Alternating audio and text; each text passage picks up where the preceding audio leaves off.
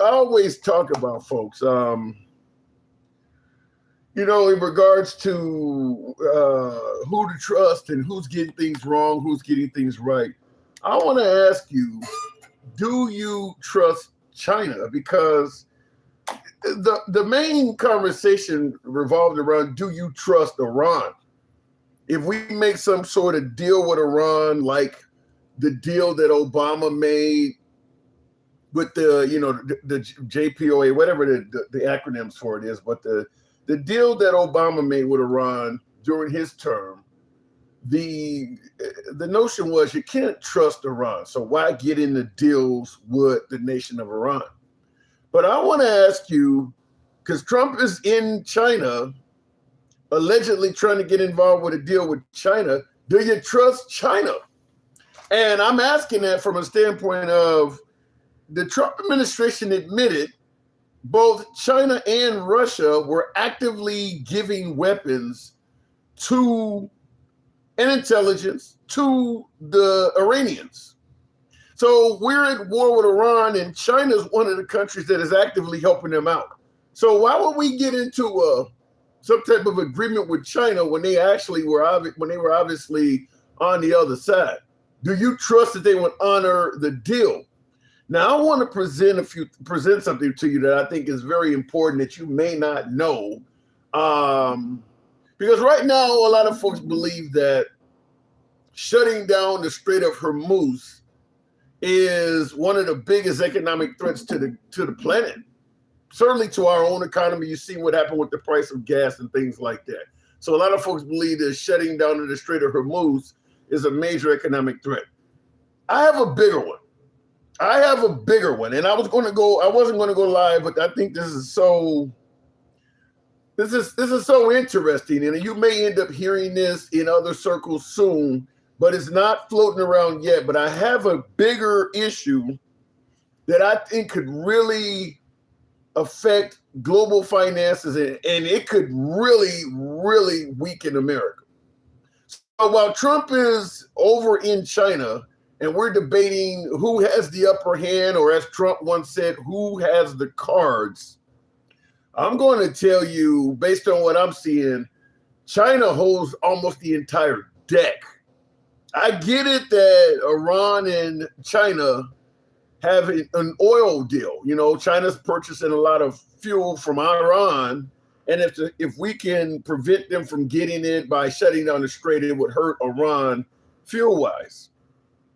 I got something bigger than that China has on us. And I believe it is why so many of the, what do I want to say, tech bros, I believe Elon Musk went to China, some of these, the data guys, the guys who are, who eat, sleep, and breathe technology and data.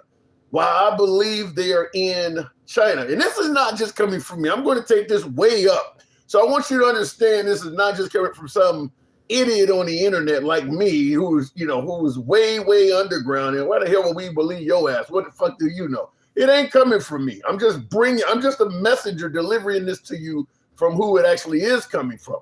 Because I believe this could be way more damaging economically.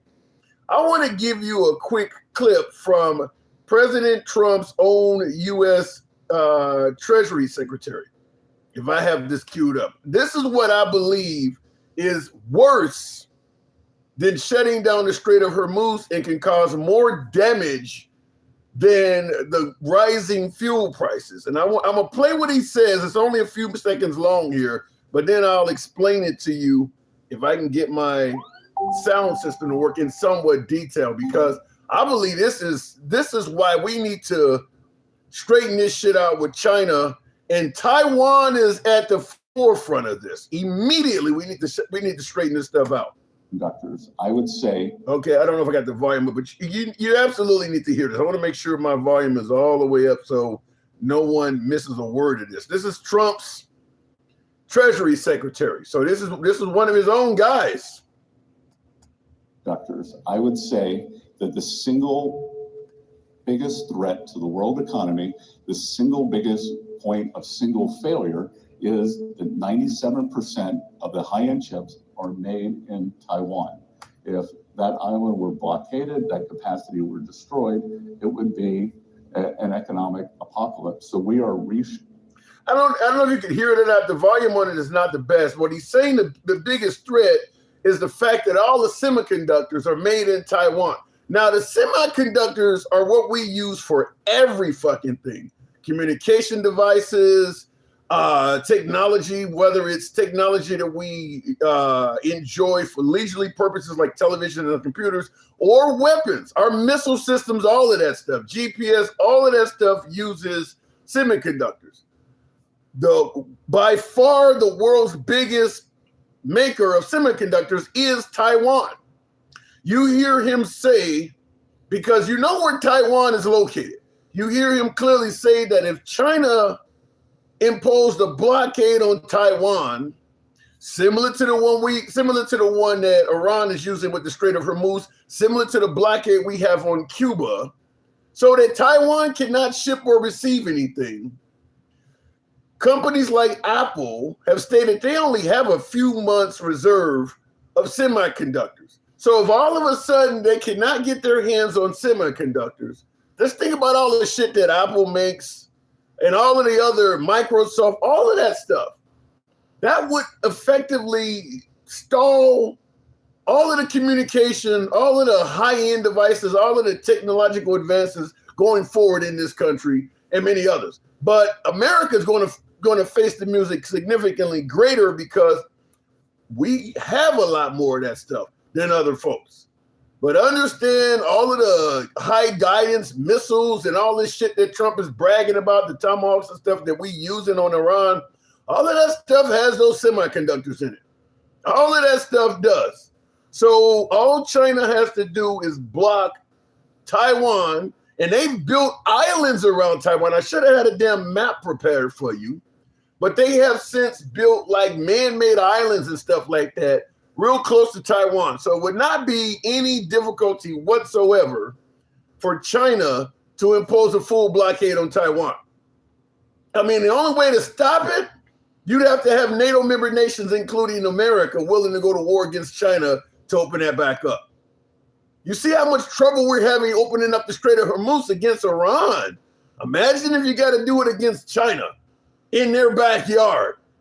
Just imagine that. If you got to take the U.S. Navy and perhaps a few other allies, hopefully this time they would come with the way Trump has talked to them. But imagine if you have to fight to keep Taiwan's imports and export market open, and China was trying to stop it, and you're only a few hundred miles from their mainland, meaning they could launch all kinds of weapons and shit. And all of our folks are thousands of miles away from home at sea. It would be a challenging issue. So I do want to present that to you, that shutting the Strait of Hormuz down is not the biggest threat financially globally. And understand that China and Iran are kind of somewhat allies, which is what Trump is over there doing, trying to get China away from Iran. I don't know though, folks. So what I want to ask, we're going to ask, the whole title of the program today is, do you trust China? Now, Trump is indicating he's made great deals or he's making great progress with China. And hopefully Trump is accurate in stating that. But keep in mind, everybody Trump meets with, everybody Trump talks to is a great phone call. It was very productive. That's just what he says. Thank you, Giant Robot, for the hat and mustache. Appreciate you starting the program off right. Thank you. But that's just what Trump says. He speaks in an optimistic tone towards anything he's involved in, whether it's optimistic or not. That's just the message he comes back with. So who do you think has the upper hand in this? My analysis says China, but what do you think? Between America and China, America's over in the Strait, where we could block the Strait and prevent Iran from trading oil with China. Not to say that they haven't found other routes to get the oil there, but obviously if China blocks Taiwan from doing business, that's going to hurt us technologically. So who has the upper hand, China or America, in this debate, in this summit? That's what we're going to talk about as well. So looking in the comments, and like I said, I wasn't going to go live until I started looking into this and hearing about this and it floating around, I'm like, shit. That makes more sense why President Trump took what I call it, tech bros or Elon Musk and these data guys. That makes more sense why he's taking them around with him. Their businesses are in jeopardy. The shit they're doing is in jeopardy too. Elon Musk, imagine if he couldn't get his hands, if his businesses could not get their hands on semiconductors. That would put Tesla, the whole Tesla corporation would be in jeopardy. So looking in the comments real quick, tap the screen, get the likes on up. You start the program out. We'll take the first caller at 10,000. Let me know if you think it's full of shit or do you think China may have a real stranglehold potentially on America going forward. China has had 20% of their oil imports from Venezuela and Iran decreased. Yeah, but at the same time, if they have what I'm talking about, my guess is they could easily get Trump to, well, from what I hear, China, a lot of China's shipments have been going through the Strait of Hormuz, though. So I don't know about that. I don't know if you're saying 20%. I don't know. They also buy oil from Russia. That's their neighbor. So yeah, I don't know. I think here's another thing too is when it comes to having your imports decreased, I think we in America have, compared to the rest of the world, we live such a privileged life. I don't think we have the capacity for pain and suffering like other countries do. I mean, the Chinese have only recently become better off. Americans, how far do we got to go back? Americans have been living fairly lavish compared to the rest of the world for a long time. Same thing in Iran. They don't live as well as us. I do believe that both the Iranians and the Chinese have a greater capacity for sacrifice and suffering than America does. At this point, fuel is averaging around $4.50 a gallon. Yeah, it's making some folks struggle. It's a little harder. But for the most part, the highways are still full of cars. We're bitching about something that small. These folks can live in the dark.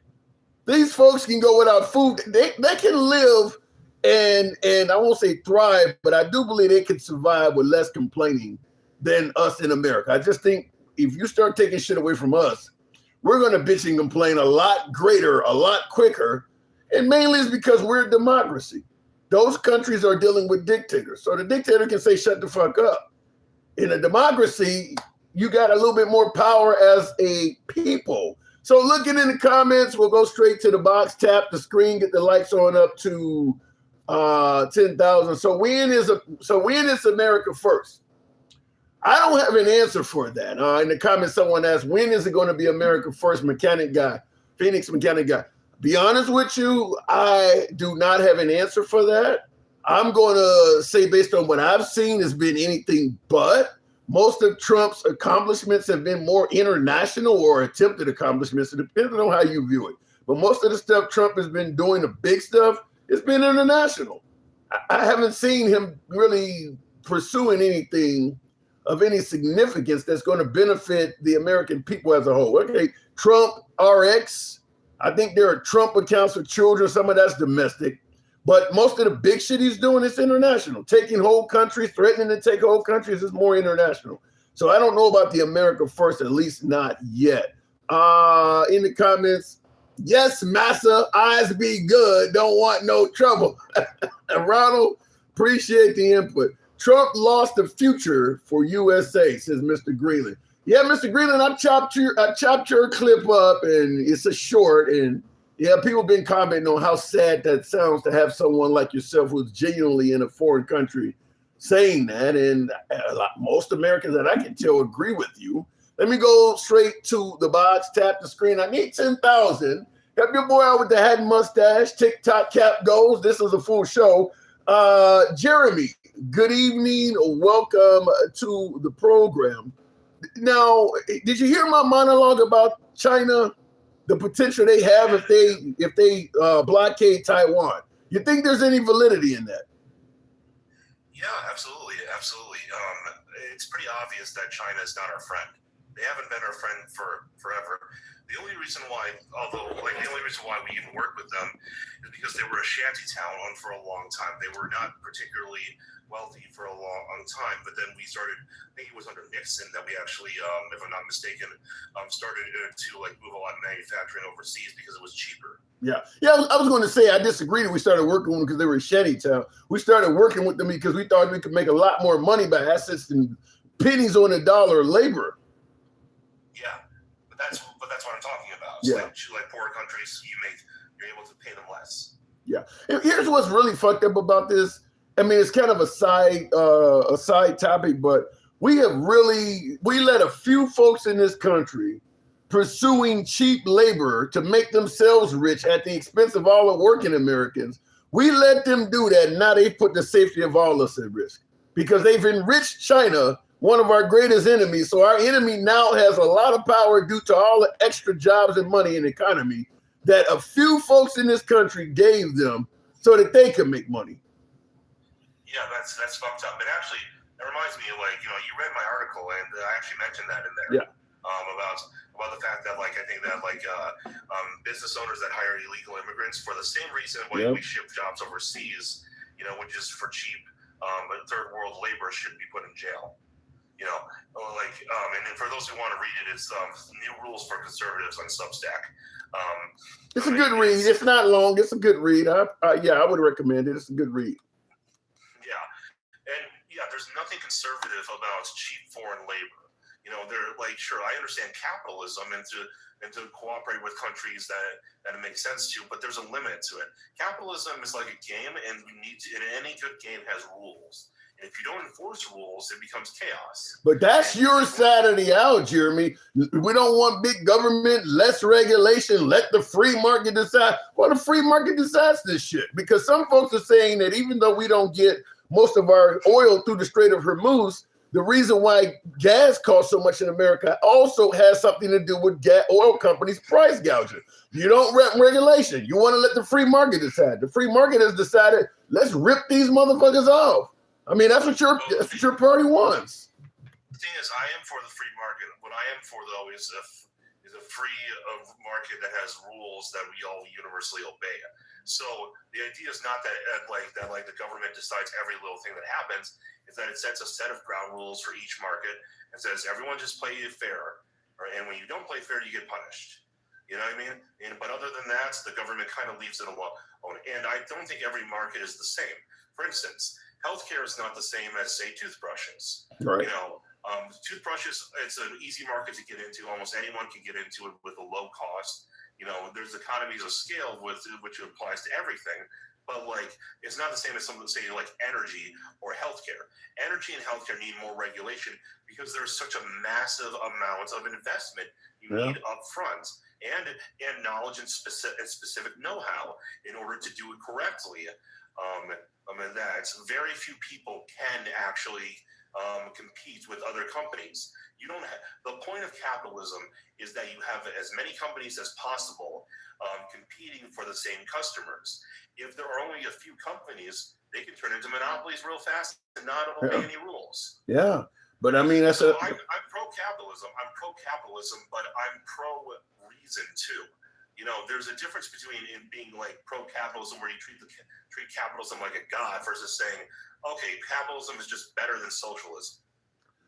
Yeah, and see, my take on it, and I've said this many times, is I don't think capitalism is any better than socialism if you don't put rules. If you don't put socialist-like rules on capitalism, completely unrestricted capitalism, you don't want no part of that. That's horrible. So unless you add socialist rules to it, which socialism is about making everything fair and equal, unless you add some rules like that in it, unfettered, unchecked capitalism is horrible. You don't want that. I don't think you need socialist rules, but you definitely need rules. I think this oversimplifies it by a lot, but this is at least kind of a heuristic for people to understand the basics of what I'm talking about. Capitalism says we should all have an equal playing ground. Socialism says we should all have the same outcome. And I think that there's a difference. But you're never going to have, even if capitalism says we should all have an equal playing ground, if somebody is succeeding, and they are, let's say you started out at equal playing ground, but one person, you know, they bet on the right stocks or whatever. Now they have millions and you don't. You're never going to catch up with them, no matter what the rules are. I mean, money in a capitalist environment, money is going to unequalize anything you're talking about. Right. But here's the thing: there's something called the Pareto principle. Have you ever heard of it? No. So the Pareto principle is the 80-20 rule. It basically means 80% of your results will come from, well, actually, it just basically means a large percentage of your results will come from a small percentage of your inputs. So a large percentage of your outcome is from a small percentage of your inputs. Okay. Now, this also applies to success. I'm sorry to say it, but the more successful you are, the fewer people there are like you. And of your successes, a small percentage of the things that you've done are the most successful. And of that small percentage that are successful, an even smaller percentage of it is successful for a long time. So when it comes to people who can contribute the most, even if we were to take away all the landmines on the equal playing field and have everyone always start off with the same amount of money, there are just some people who just have certain talents and certain abilities that others don't. But it ain't. Here's something nobody wants to hear. I want to hear what you have to say, Tim, but this is just one little last thing I want to add in there. IQ is mostly genetic. And IQ is a huge predictor of success. I mean, I don't know about the genetic part, but I'll agree that it's a predictor of success. But here's something you're not throwing in there, is the fact that when folks become successful in capitalism, not only do they continue striving for more success, they try to have the rules change so it's harder for other people to climb up to where they are. So they don't just continue striving for success. They start literally changing the game to their favor. So that's what makes it hard. So you're not going to be on equal playing fields, because the minute people succeed, they start trying to shut doors to prevent you from getting there. Well, that's usually a matter of lobbying. Now, I will give you one thing for sure. Success does breed success, and failure breeds more failure. So, for instance, if you have a business that's really successful and it got there completely on its own merits, you have a lot more money to play with now. Now, all of a sudden, you can expand to have more restaurants and a larger amount of money that other competitors might not have. So you can outcompete everybody, even if you start going down in quality. Yeah, I'll give you an example. Like they have a big business tax structure where people who, if you got a big business like Walmart or whatever, they put you in a different tax structure. They're giving you benefits and taxes because you create a lot of jobs and things like that. So they're trying to treat you in a manner of rewarding you so that you'll continue, passing it back on and hiring more people. But in reality, about half, I think I read a study that half of the jobs in America are created by small business. And unfortunately, the small businesses do not get the same tax benefit as a big business, even though they're doing the same thing. So 50% of the small businesses compared to 50%, if half of the jobs are coming from small business and half are coming from big business, the big business wealth is going to snowball because you're giving them tax breaks that do not exist for small business. And the big businesses are not doing anything better for the worker at all. Yeah, I know, or for the customer either. And so I actually agree with you, and that's why I think that capitalism should be a system in which everybody plays by the same rules.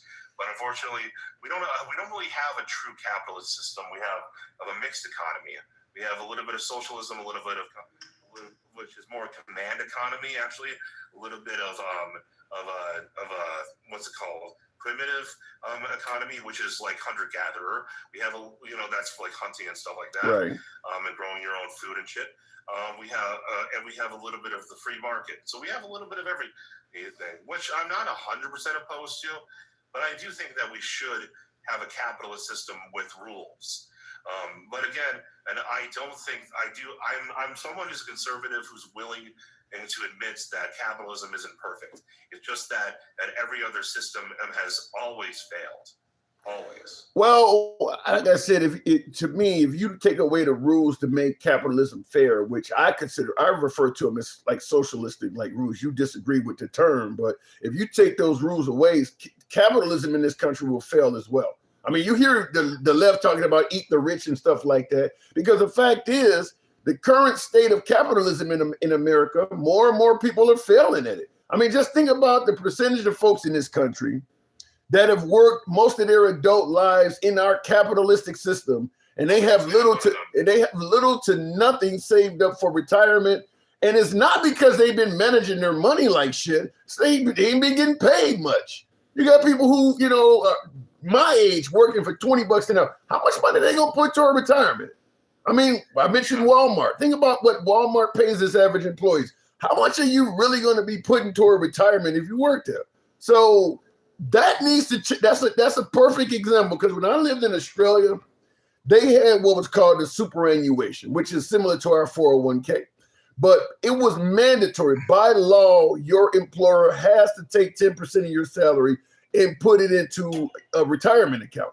Which means now, if you're only paying them $10, $12 an hour, 10% is not going to make anybody work there. In America, saving for retirement is optional. So once our generation, I'm Gen X, this is about the time they got rid of pensions. Yeah, they got rid of pensions and started having 401ks. Once my generation start retiring, it's going to be a whole lot of homeless old people. I know. And here's the thing, Tim. You're not talking to someone who doesn't know what you're talking about. I'm 30. I'm young. Well, not really young, but I'm younger. Well, you're coming from a generation where pensions never were really an option. You were born in it. 401ks were there from the minute you started working. I remember some of the older jobs still had pensions, so that they actually looked out for the folks who gave them 20 to 40 years of their lives. Now they don't do anything. You got companies you can work for that don't even contribute any money to your 401k. Nothing. Yeah, I know, and it's really, really sad. And the thing is that as my generation is never going to see Social Security. We're never going to have it when we retire. It's going to be bankrupt by then. Now, I've always thought that Social Security was a Ponzi scheme to begin with. It wasn't really particularly useful. But the thing is, I do understand what you're saying, that the rules are set by the rich. Right. Because for the rich. Yeah, for the rich. And the thing is, the rich do have the power to lobby and to get into and to actually have the money to campaign, to get into office. Now, the thing is, the rich throughout history have always been kind of like this. Like, even our founding fathers were very wealthy. Yeah, but the rules were stronger back then. If you look at let's take the Rockefeller years or the what was it, Howard Hughes, the wealthy people of the past. They were paying real tax money. The folks nowadays, there's so many different things you can do to write off, and they pay a percentage-wise a lot less in taxes now than they did back then. And the head of a major company now makes a hell of a lot more percentage-wise than they did back then. The employees received a lot more share of the company's profits back then than they do now. Yeah, I know. And it's really sad.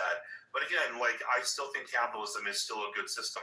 It just needs rules. Now, but back to China, because we've been talking about capitalism for quite a while. Right. Look, China is not our ally. It's never been our ally.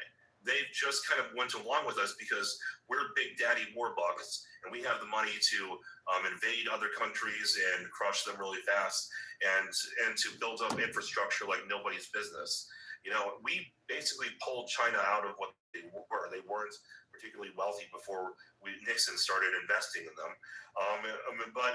and so they only played ball because they know that it was good for them. But they've always wanted to stab us in the back. They've always wanted this, and now they're threatening. Now they're being hostile. I don't know if I agree with that, Jeremy, because we did rescue the Chinese. The Chinese government, not the people. Well, even the government, you got to understand. Without America, Japan was kicking the shit out of the Chinese during World War II. So their government used to like us at one point. And then all of a sudden, after World War II, we went after the Nazis. But we pretty much let the Japanese get away unscathed with all of the atrocities, which were just as equally as bad as the Third Reich. We let them get away with all that. Well, that and China was also communist. There was a huge ideological hatred between us. Yeah. Now, we shouldn't have let the Japanese get away with what they did. If you guys ever want a horror story, look up the rape of Nanking. I know about it. Yeah, from the 30s. The Japanese going into that town and just raping women. Yeah, it was horrifying. But here's the thing: we were ideologically opposed to the Russians, and we worked with them in World War II. But look what happened the second as World War II was over. We weren't exactly friends, were we? No, you're right. It's the communism label, because that's also allegedly why we went into the Vietnam War, was to stop the spread of communism. So we're so gung-ho on making sure everybody are capitalists that we've gotten millions of Americans killed and killed millions of other folks in the process. This is the argument, not to go too far on the Iran thing, but when I hear all of the folks, particularly on the right, saying that Iran's been yelling death to America, it's because of shit like that. Trying to prevent communism from spreading. Just stay at your fucking crib, be happy you're a capitalist, and leave everybody else alone. Why are you going around the world trying to promote capitalism and stop communists from being what they want to be? I mean, it's stuff like that that leads to this. Well, I definitely don't agree with invading other countries to push our ideology. But like, we've seen that capitalism works better. Look at South Korea and North Korea, completely ideologically different, both in name and in function. South Korea at night has its entire grid lit up like a Christmas tree, while North Korea is dark. It's a black hole. Yeah, but I don't think communism is why North Korea is like that, because, like I mentioned, Russia's not black and dark, and it's a communist country. Not communist anymore. Depends on who you ask. I mean, they still claim to be. They're not claiming to be a capitalist country, are they? They're more capitalist than they were when the Soviet Union was still around by a significant margin, by a very significant margin. Well, but they haven't transitioned over completely, and they do still have some holdouts that want the old communist system of old. Because here's the thing: like, communism just does one thing correctly. It can move large amounts of resources and stabilize a region. It's very, very good at that because it's what's known as a command economy. A command economy is like government and top-down structure, and it's very good for mobilizing a lot of resources all at once. It's almost terrible at everything else. So people prefer the stability of a tyrant like the communist government of Russia over the experimental and riskier, but ultimately more prosperous system of capitalism in America. Well, I'm going to tell you something, and this is coming from the Bernie Sanders types and the socialist types in this country and the Mamdani types. Until we get, or unless we get the amount of Americans failing under our capitalistic system under control, you're going to have a greater and greater push for socialism in this country. Because I look at it like this. No, I don't want to be taxed 70%. I'd rather be taxed much less. But if you tax me 70% in this, and I can get health care, I can get tuition loan forgiveness and child care for my kids, I would rather you take the 70% out of my check, because if you're only taking 20 and giving me the other 80, I can't afford that stuff. So that's what people are starting to say is, well, shit, that you're saying that you get taxed higher in those countries, but they get a lot more for what you're taxing them than folks in America who are taxed less can even afford. So go ahead and take the 70%. Yeah, I understand that. And you know what? At the end of the day, people need to survive. They need to be able to get their wounds checked by a doctor. They need to be able to eat. They need to be able to provide for their families. And I know this probably better than a lot of people. I've been homeless before. I've been in the shit. And see, that don't happen in a socialist environment. You don't have people being homeless or dying with no health care and stuff like that. That don't happen in their environments. They look out for their people. It may not be the best health care, may not be the best house, but you're not on the street and you're not totally 100% uninsured. So that's what's making people look at those other systems and like, you keep saying capitalism is better, but they don't have people like me in that system. Nobody is sitting out being homeless. So they're looking at those systems and starting to look at them like, this might be worth a try. I'll give you the last word. I got to move it on. All right, Tim. Like I said, if anyone wants to, guys, go ahead and read that article. It goes in depth as to what I think conservatives should stand for. But at the end of the day, people need to be able to eat and get health care and educate their children and pay their bills. And so I understand why people are upset and they're looking for socialism. But socialism is like greener grass on the other side. It's an illusion. It doesn't really work. But at the end of the day, Neither does capitalism when capitalism isn't playing by the same rules. When all of a sudden the rich and the billionaires and the millionaires get to play by different rules than the rest of us, that's not really a game anyone should play. You know, nobody says that some players should be able to play differently in the NBA than the rest of them. Yeah. So hopefully we can get this thing under control, and you and me, Tim, can both, regardless of whether it's socialism or capitalism, be able to get our food cheap, our healthcare cheap, and our housing cheap. Well, right now the president said he's not even focused on that shit right now, so I gotta move it on. Jeremy, thank you for coming through. Have a good one, Tim. You too. And I gotta tell you something. When you see, let's take this administration in particular, you're getting tribunals, you're having military parades on your birthday, you're getting jets and gold ballrooms and shit. Do you feel like capitalism is working for you? Right now, where you're paying more and more for everything, and he's just getting more and more free shit. And by the way, understand most of that free shit is coming from your tax money. So you're struggling to pay your rent, you're struggling to fill up your car, you're struggling to pay your bills, and some of the money they're taking from you while you're struggling is going for those lavish items that he's getting. You're paying for that stuff for him while you're simultaneously struggling.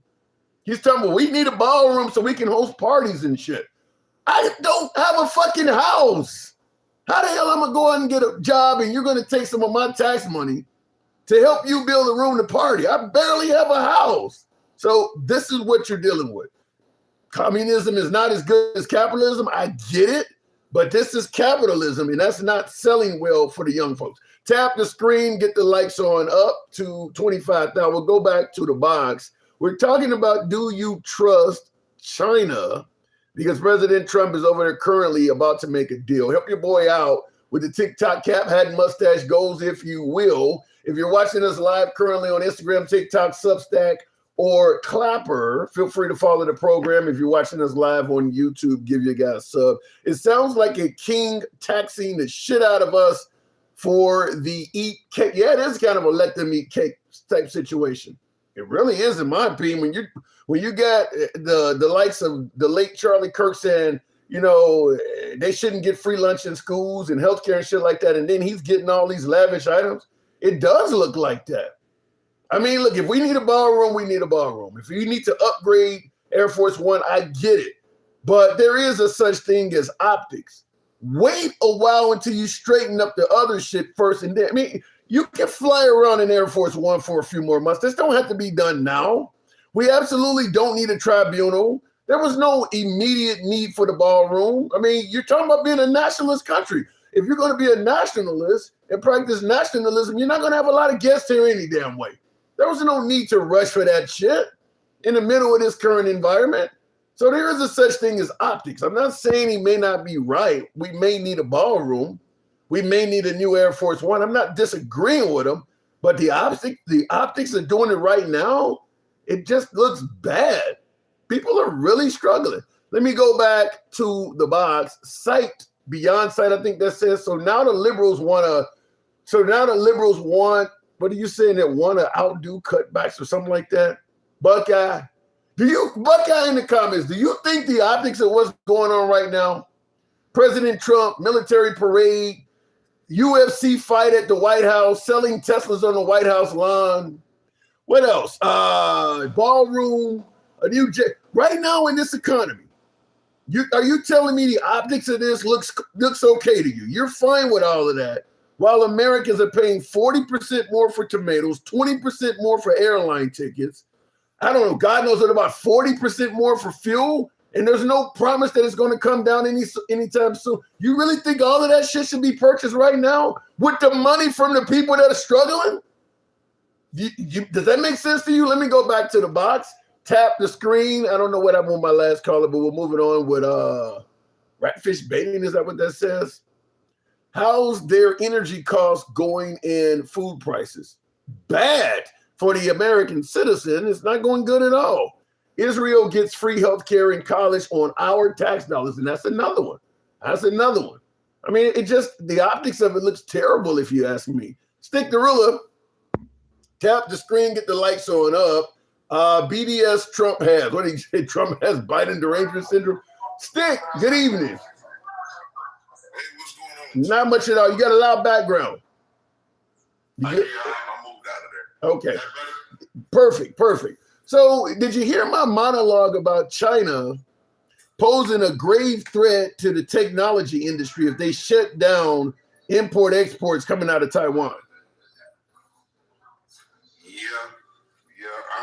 I'm just being informed. I think that happened today, correct? Well, Trump is over there trying to have set up some kind of deal, which is why I'm asking, do you trust Taiwan? But here's you weren't around earlier. Here's the message. It's only a few seconds long. It came from Trump's Treasury Secretary, and this is before all of this stuff broke out. But he was kind of making it known. Doctors, I would think that the single biggest threat to the world economy, the single biggest point of single failure is that 97% of the high-end chips are made in Taiwan. If that island were blockaded, that capacity were destroyed, it would be an economic apocalypse. So he said economic apocalypse. Now, you know where Taiwan is situated. China could easily do a blockade like we did around Cuba and like, we've been known to do. And those semiconductors coming from Taiwan, they're in everything from your phones to your computers to GPS to our missiles and weapons. So if we can't get our hands on semiconductors, it would literally shut down all the technological advances in this country and put all that shit to a standstill. And China's in position to do that, just like Iran shut down the Strait of Hormuz. China could easily do a blockade around Taiwan. They're that close. So do you see where China might be a bigger threat to us than Iran? I see where they're an equal threat. Because if you got somebody that's controlling 20% of the world's oil, and then you got another person that can control all your damn electronical parts and or conductors that you goddamn need, are you gonna do what Trump did, which was fly the fuck over there real fast and hurry and smile and shake hands and all that other bullshit? Because guess what? Now he's in a fucking pickle. Congratulations. So what are you saying? What are you saying? Similar to Vladimir Zelensky in the Oval Office, we don't have the cards? We don't have the cards. We didn't have the cards when he started this bullshit, but he thought he was going to do the same thing he did in Venezuela. Yeah. It was just going to be a rollover. It was just going to be so swift and so fast that everybody's going to be like, yeah, USA, like that big dumbass hat he wore at the funeral. I mean, not the funeral, but the receiving of the soldiers. So you're talking about at the dignified transfer, right? Yeah. So that's Trump. That's he. What didn't he just tell everybody he ain't thinking about us? Yeah, we covered that yesterday. Yeah, we covered that just yesterday. So let me ask you, what do you think he was right. All I gotta say is that they don't really care about us. Or money for war and can't feed the poor. So what do you think you mentioned that he was thinking it would be just a pushover like Venezuela, which I agree, but what do you think he was trying to accomplish with Iran? Was it really about preventing them from getting a nuke? With so many people saying that they were not trying to develop a nuke? No, it had nothing to do with that. Number one, he came out last year and said we destroyed their nuclear capability. That's number one. You did? That's awful ripple. If you did that, then they're no longer a threat. If you did that, they're no longer a threat. It went from that to, you know what? I'm just going to be a bully. If you don't do what I tell you, I'm going to send you back to the Stone Ages. I'm going to bomb the shit out of you. I'm going to do this. I'm going to do that. Because they're not bending to his will. So now it makes him look soft with an extra T. And his ass is going ballistic because how dare you be a country that I thought wasn't technologically ready for us, but you just stand in your ground. I mean, be honest with you, they look like Ukraine versus Russia. Yeah, it really does. And you paper tiger. I said that on a broadcast some months ago that the Ukraine revealed that Russia's conventional weapons it makes them look like a paper tiger that they can't easily take out Ukraine. And we're now looking the same way with Iran. We've shown the world that we're not as great of a threat as just like Russia has shown the world with Ukraine that they're not as great of a threat as people originally thought. We have now done that. We have now revealed that we're not as great of a threat as some of these nations may have thought, like Turkey and Palestine and Pakistan. Some of these nations now know, yeah, I mean, it would be a handful, but they're not insurmountable at this point. This is what they're scared of. They're not really scared of our military anymore. They're not really scared of even his mind state. What they're scared of is we're the only people to ever drop a nuke. We're the only. You don't see Trump ever thinking about doing that, do you? Well, the whole thing of it is they don't know. They see him doing these bullshit ass tariffs and fucking up the world and fucking up, taking money from kids and different programs that keep people alive.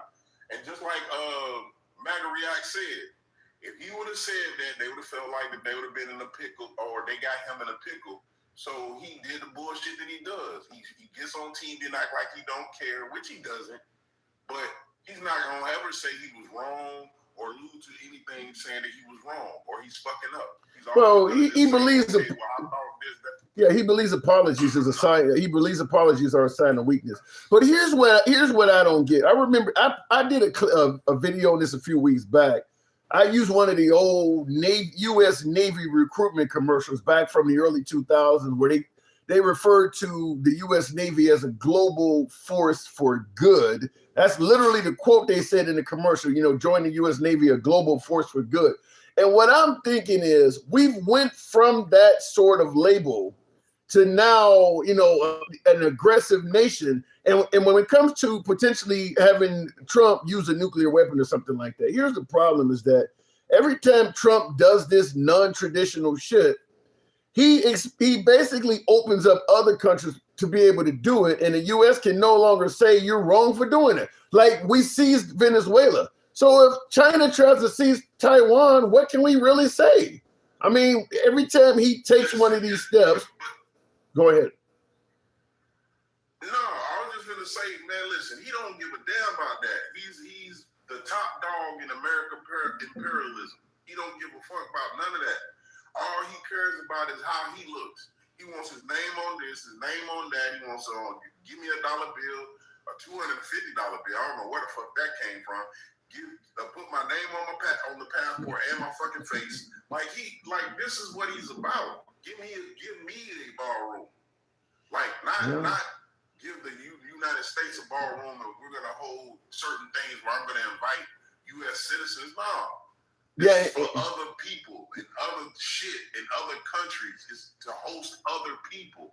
Like, get the fuck out of here. Don't nobody want that shit. You want that shit because you think you finna be around another 1,000 years, you fucking vampire. Like, get the fuck out of here. Well, if he does get his own statue and tribunal and all this shit, he does probably have that mindset that I want statues of me to be around for another 1,000 years. That probably is kind of what he's thinking. Like he wanted his name on business. That is what he's thinking. Listen, I don't care if it's a Republican president, a libertarian, an independent, or a Democrat. The next president that comes in is gonna erase Trump from history. Not if it's Marco Rubio, he's not. Man, listen, Marco Rubio too. He don't really like Trump. He just Marco Rubio ain't gonna tear. No, Marco Rubio is not gonna destroy Trump's legacy. MAGA would destroy Marco Rubio if he did that.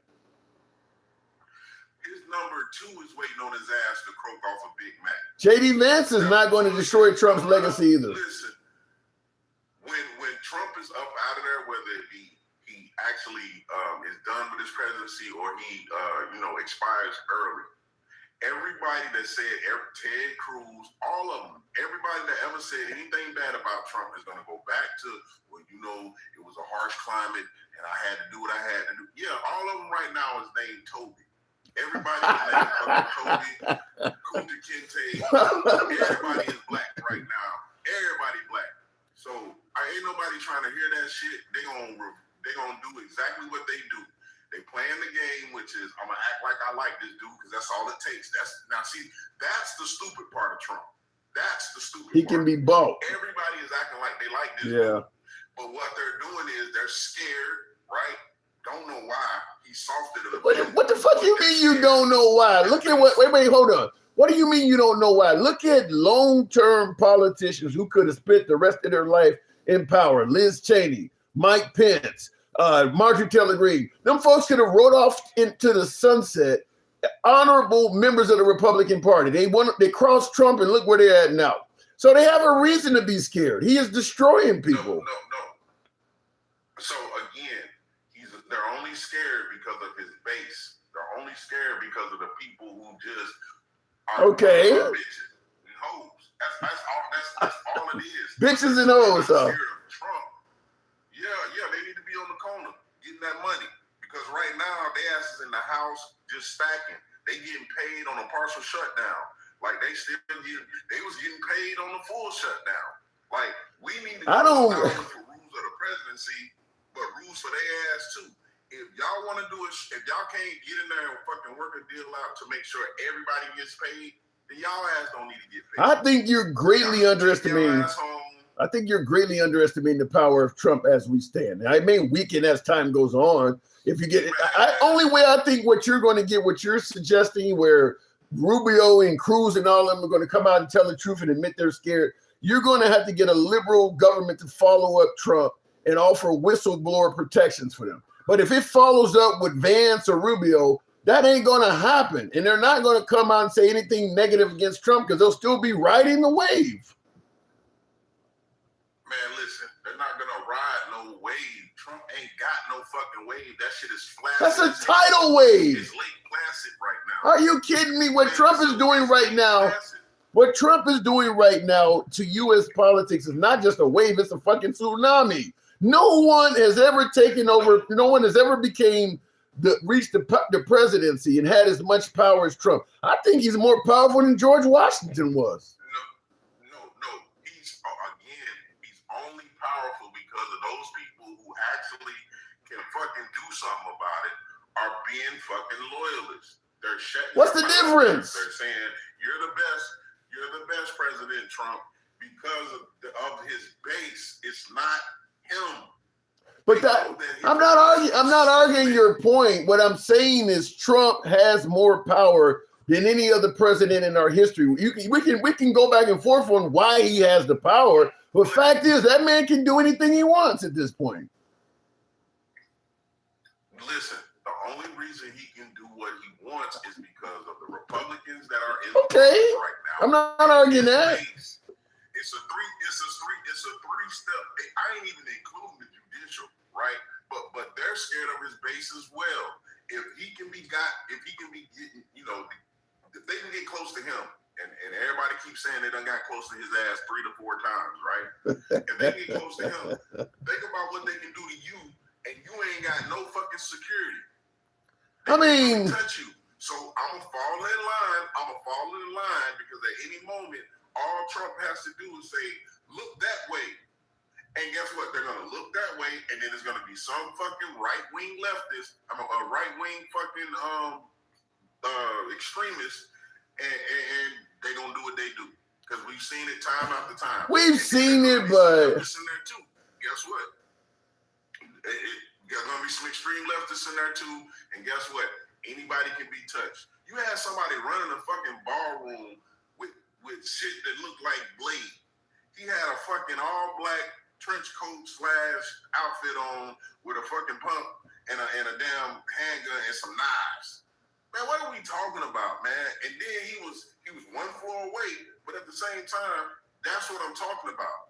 Like, hold on. I'm not saying what you're saying is impossible. I'm not saying what you're saying is impossible, but to me, what you're saying amounts more to a wish list. As far right as Hitler was, people tried to take him out. They never did it, though. They were trying to take him out as well. I mean, there may be people that don't want Trump around, but I think expecting them or feeling confident they're going to succeed, that's a wish list. It might, but it's a wish list. About Trump. I'm talking about those damn senators and House representatives, Congress, period. And the judges also, if you don't have security, you are a mark. You are easily gotten. He's already told everybody that, look, you don't do what I do, I'm going to stick my little base on you, the little 30% that I got. And that's a lot of fucking people. Millions. That's millions of people. Millions. That can come at your ass. So if you exactly. So if you don't tighten up, all I gotta do is snap my fingers like Thanos, and they gonna come at you. Yeah. I'm gonna switch the whole. But you do agree with me. Time after time. You do agree with me. He is the most powerful president we've ever had, right? No, I don't. Who's more powerful? Who was more powerful? Who was more powerful? He's the Barack Obama. Are you fucking kidding me? Barack, Yes. Barack Obama, are you? When you can get a whole bunch of motherfuckers that don't like you from day one to sign on the ACA, you have mind control. That's mind control. I ain't talking, and that's mind control over smart. You're kidding me. Over people with intelligence. Barack Obama. Just being honest with you. Hold on. Trump could come in your house right now and put a cap in your ass. And half of the country would not even want him charged for it. Obama didn't have that kind of power. Please, listen. Please don't make my dream come true. Please don't make my dream come true. What? Because I got some shit too. They not see that. That's just a thing. He's not coming alone, Stick. He's not coming alone. Listen. He don't have to come alone.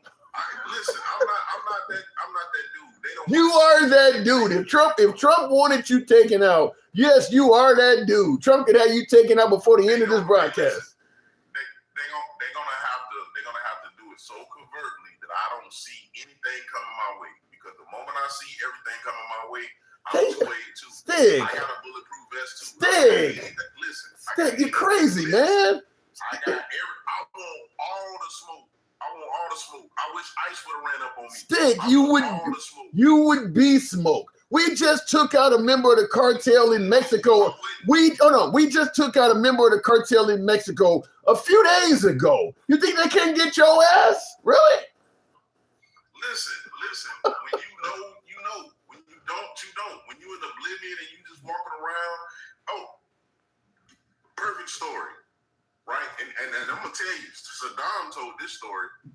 There was a man walking in town through to Crete, and he wasn't bothering nobody, wasn't messing with nobody. And the elder of the town said, "Man, what are you doing, man? Why you walking around here messing with people?" He said, "What do you mean? I ain't got no weapon. I ain't doing nothing." No, he said, "That's exactly my point. You walk around here exposed, somebody could just come off and off you. I'm not that dude walking through the town." What you got? You got more weapons than Soleimani had? Hey, just put it this way. You ain't stopping the U.S. government. Listen. Just put it. I ain't saying that. I'm not saying that. But what I am saying is, just as well as they think that I'm gonna just be an easy mark, it's not that easy. You would be in the stick. They got drones. I'm a veteran. Stick. You ain't a veteran. You don't have access to the shit the U.S. government does. They can take you out. They can take you out from the air, man. Are you kidding me? So with a drone, if they hit my spot, that means they're gonna actually touch somebody else. They're gonna do Iran and destroy some other people. Exactly. So if you're telling me right now that that's how tyrannical our government is, then I need to have everything I got to make sure I protect myself. And it still won't work. They can go in the back of your fucking crib and send some type of gas through the pipes in your house, and you wouldn't even know what happened. I don't think you realize what the U.S. government is capable of. Listen, you ain't got nothing on you that can stop them. I'll say is this: I don't think anybody in the world has anything to stop our goddamn military service members. But at the same time, they do. You know why? Because they went over to Iran. First time they did any type of strike, they lost fucking 3 planes. Fuck them. I get it, but service members. I ain't talking about the service members because I was a service member. I'm talking about the head. The people at the top don't know what the fuck they're doing. I wish they motherfucking would send somebody here thinking this shit is just popcorn. They're gonna lose some people. That's what I'm trying to tell you. You're starting to sound like listen, I get your confidence. I'm sure David Koresh was very confident as well, but look where he's at now. I got to move it on, but you're not taking up. You're not stopping the U.S. government. You just not. I'm not saying I am. I just said I'm not saying I am. But what I am telling you is, if you want to bring that fucking smoke, I love it. And if you want to come bring the smoke, you coming with me. And somebody gonna be smoked too. It ain't gonna just be me. I'm just putting that out there. If you're listening, MAGA, don't bring that dumb shit over here because everybody ain't no blue hair. Oh yeah, one last thing. Real quick. I think you're overconfident, but go ahead. I just found out I'm a liberal. I found out, I think I told you that. Yeah, you did. I found out I'm a liberal. I read all the characteristics of a liberal, and I fit every last one. But that just goes to prove that all liberals don't worry about trans, and all liberals ain't got blue hair. Yeah, I ain't like that because I ain't got none. Fair enough. I agree with you. Stick, thanks for coming through. Appreciate it. And listen, me and him went back and forth, but yeah, that's been my stance all along. And I know a lot of my beloved MAGA who often hear, my pro-Second Amendment crowd, because I say this a lot, and my pro-Second Amendment crowd hates me when I say this, but I don't believe the Second Amendment would stop tyranny. I just don't. And I'll tell you one thing. I'll give you a few examples of why I don't believe it stops tyranny.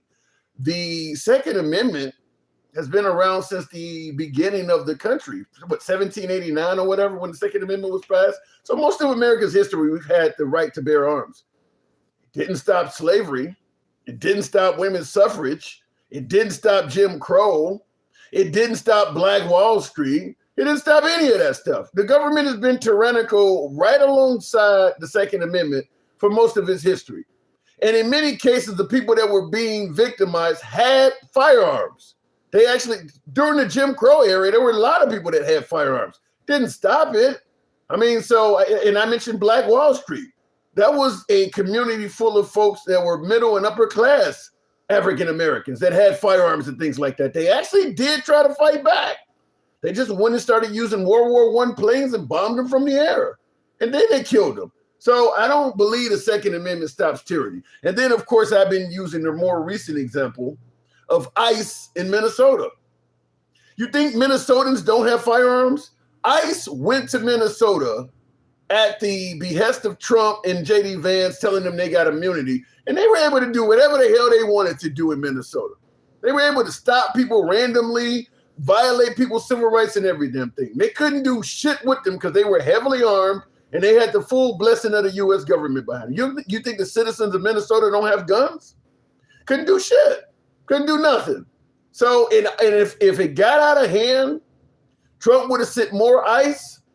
And I'm going to tell you something. Trump could get on the bullhorn and say, I need some patriots to come to Minnesota to help us take this country back. And you'd have a bunch of Proud Boys and Oath Keepers and 3%ers flooding the area as well. You can't stop a tyrannical government with what you got in your house. That's just my opinion. I get the confidence of my last caller and things like that, but it just generally doesn't work like that. I just think that sounds like something from folks who've been watching Red Dawn or something like that, hoping that a few guys can take on a juggernaut and win. That ain't reality. Tap the screen. Thank you for helping me aboard with the hat and mustache goal. Luis Miguel, I appreciate your support. Buckeye says the black Rambo, the black liberal Rambo. Look, at the end of the day, like I said, if they want you, they can get you. If they want you, they can get you. You just don't. And this is, I'm bringing up Black Wall Street and Jim Crow and all of that shit back from the turn of the 20th century. We're in 2026 now. The shit they got now is so advanced. Most of the stuff that the citizens own in terms of firearms and stuff like that has only advanced a little bit. The stuff that the government owns has advanced significantly. They're now using unmanned weapons and things like that. You don't have any unmanned shit in your house. You got to put your body out there to fire back. They sending shit at you that don't even have a human being behind it. So what the government has advanced so significantly compared to what the citizens have. It's just not going to happen. It's just not going to happen. Looking in the comments, you got to be willing to lose your life. Yeah, and you will. And you will. I agree with you, though. You got to be willing to lose your life, and you will. Because Minnesota was flooded with illegals. Might not be justified completely, but what's necessary. It got nothing to do with what Minnesota being flooded with illegals. I'm talking about what was happening to the citizens in Minnesota. And by the way, in regards to your comment, ICE went there because they were flooded with illegals. That's how tyranny works. They make up an excuse to be tyrannical. Maybe they're flooded with something else. The Somalis that are committing fraud. Whatever excuse you want to use, you use that as a reason to go in there and flood the city with stuff. I mean, isn't that what Hitler used against Jews? He came up with an excuse to be tyrannical. They make up some shit. So, and once they come in, there's nothing you can do about it. Let me go back to the box. Somebody said, except for Rittenhouse. What about Rittenhouse? M. Bagley, good evening. Welcome to the program. I'm not worried about them. These people get so much karma and voodoo on them that their entire system is collapsing. Shouldn't it be our system? M. Bagley, good evening. If it brings them up, give it a moment to reset here. It didn't bring my guest up. They don't have to take you out. They can frame you or put you away forever. Yeah, I mean, the government has a million different ways of dealing with you. Let me try it again. By the way, tap the screen. Get the likes on up to 45,000, if you will. Sexy Red will make it happen. Good evening, Sexy. Welcome to the program. I can't. Let me tell you something, Jim. I hate the fact that you say you beloved maggots. Why can't you say your beloved Democrats or your beloved Sexy Red or something? Something else to the maggots, for God's sake. You really do like that long, kinky winky, uncooked protein chicken. You really do, don't you? No, I enjoy it. Yes, you do, Pooh. I'm trying to explain it to you. I enjoy a good conversation with MAGA. What's wrong with that? Because let me tell you something. Do you think they'll enjoy your ass up for the tree? Let me tell you this, Tim, and you're gonna regret this shit, because let me break this shit down to you. They don't like you, Pookie. They can take all the bleach, all the cooked protein. Okay. That you fucking want. I'm not here to try. Wait, hold on. It ain't about liking. It's about I enjoy a decent conversation. MAGA enjoys the conversation as well. I'm not saying. Are you serious? A decent conversation with mofos that think and breathe and think that our right to vote is not good enough? I see you on that other that twit of a fucking white tea man. That one today. He don't like us. He thinks it's okay to gerrymander the South. And do you know why they're gerrymandering the South, Tim? They're trying to get 2/3 of Congress. Do you know why they're trying to get 2/3 of Congress, Tim? Because they're coming after the 14th Amendment. And guess who is under the 14th Amendment? Black people.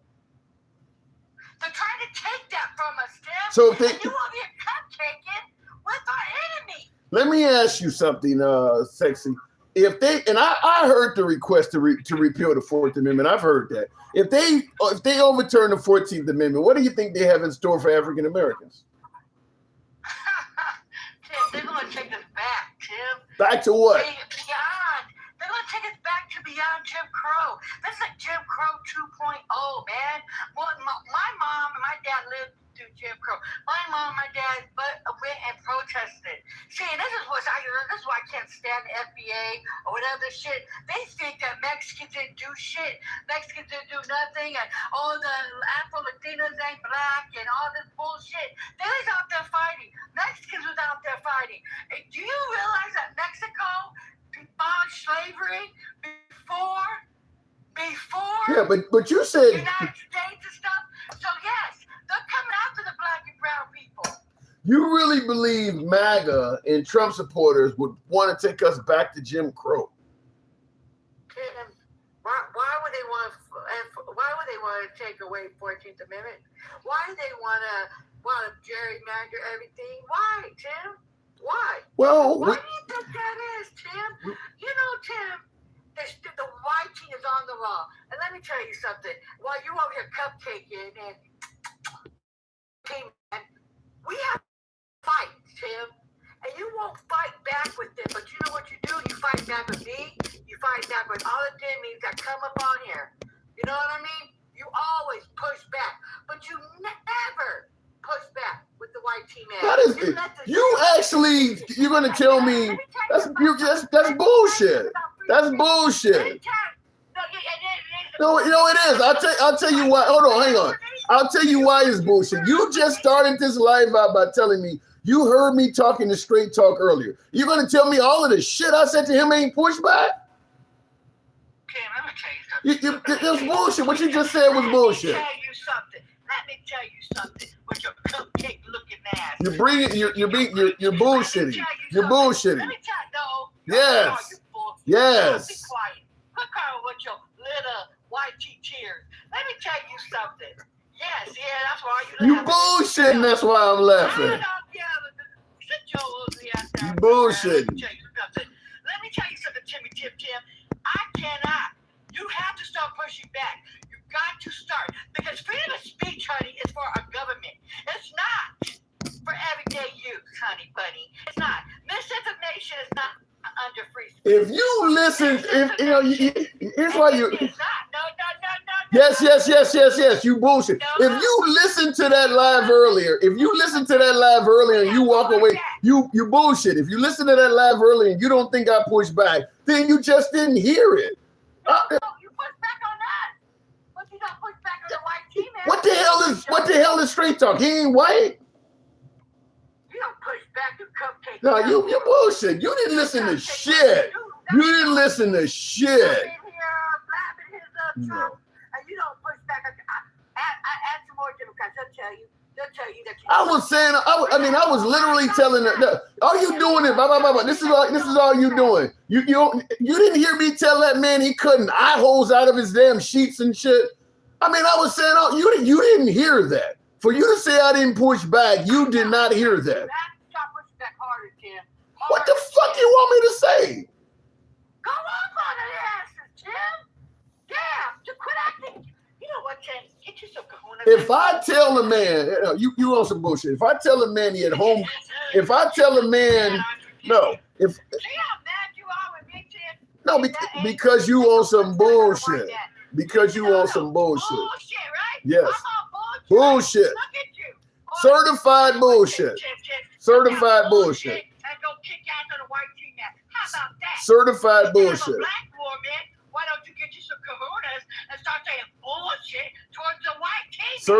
If I just told you, I was literally telling the man that his policies and his mindset means he's at home cutting eye holes out of his sheet. And you go off on him.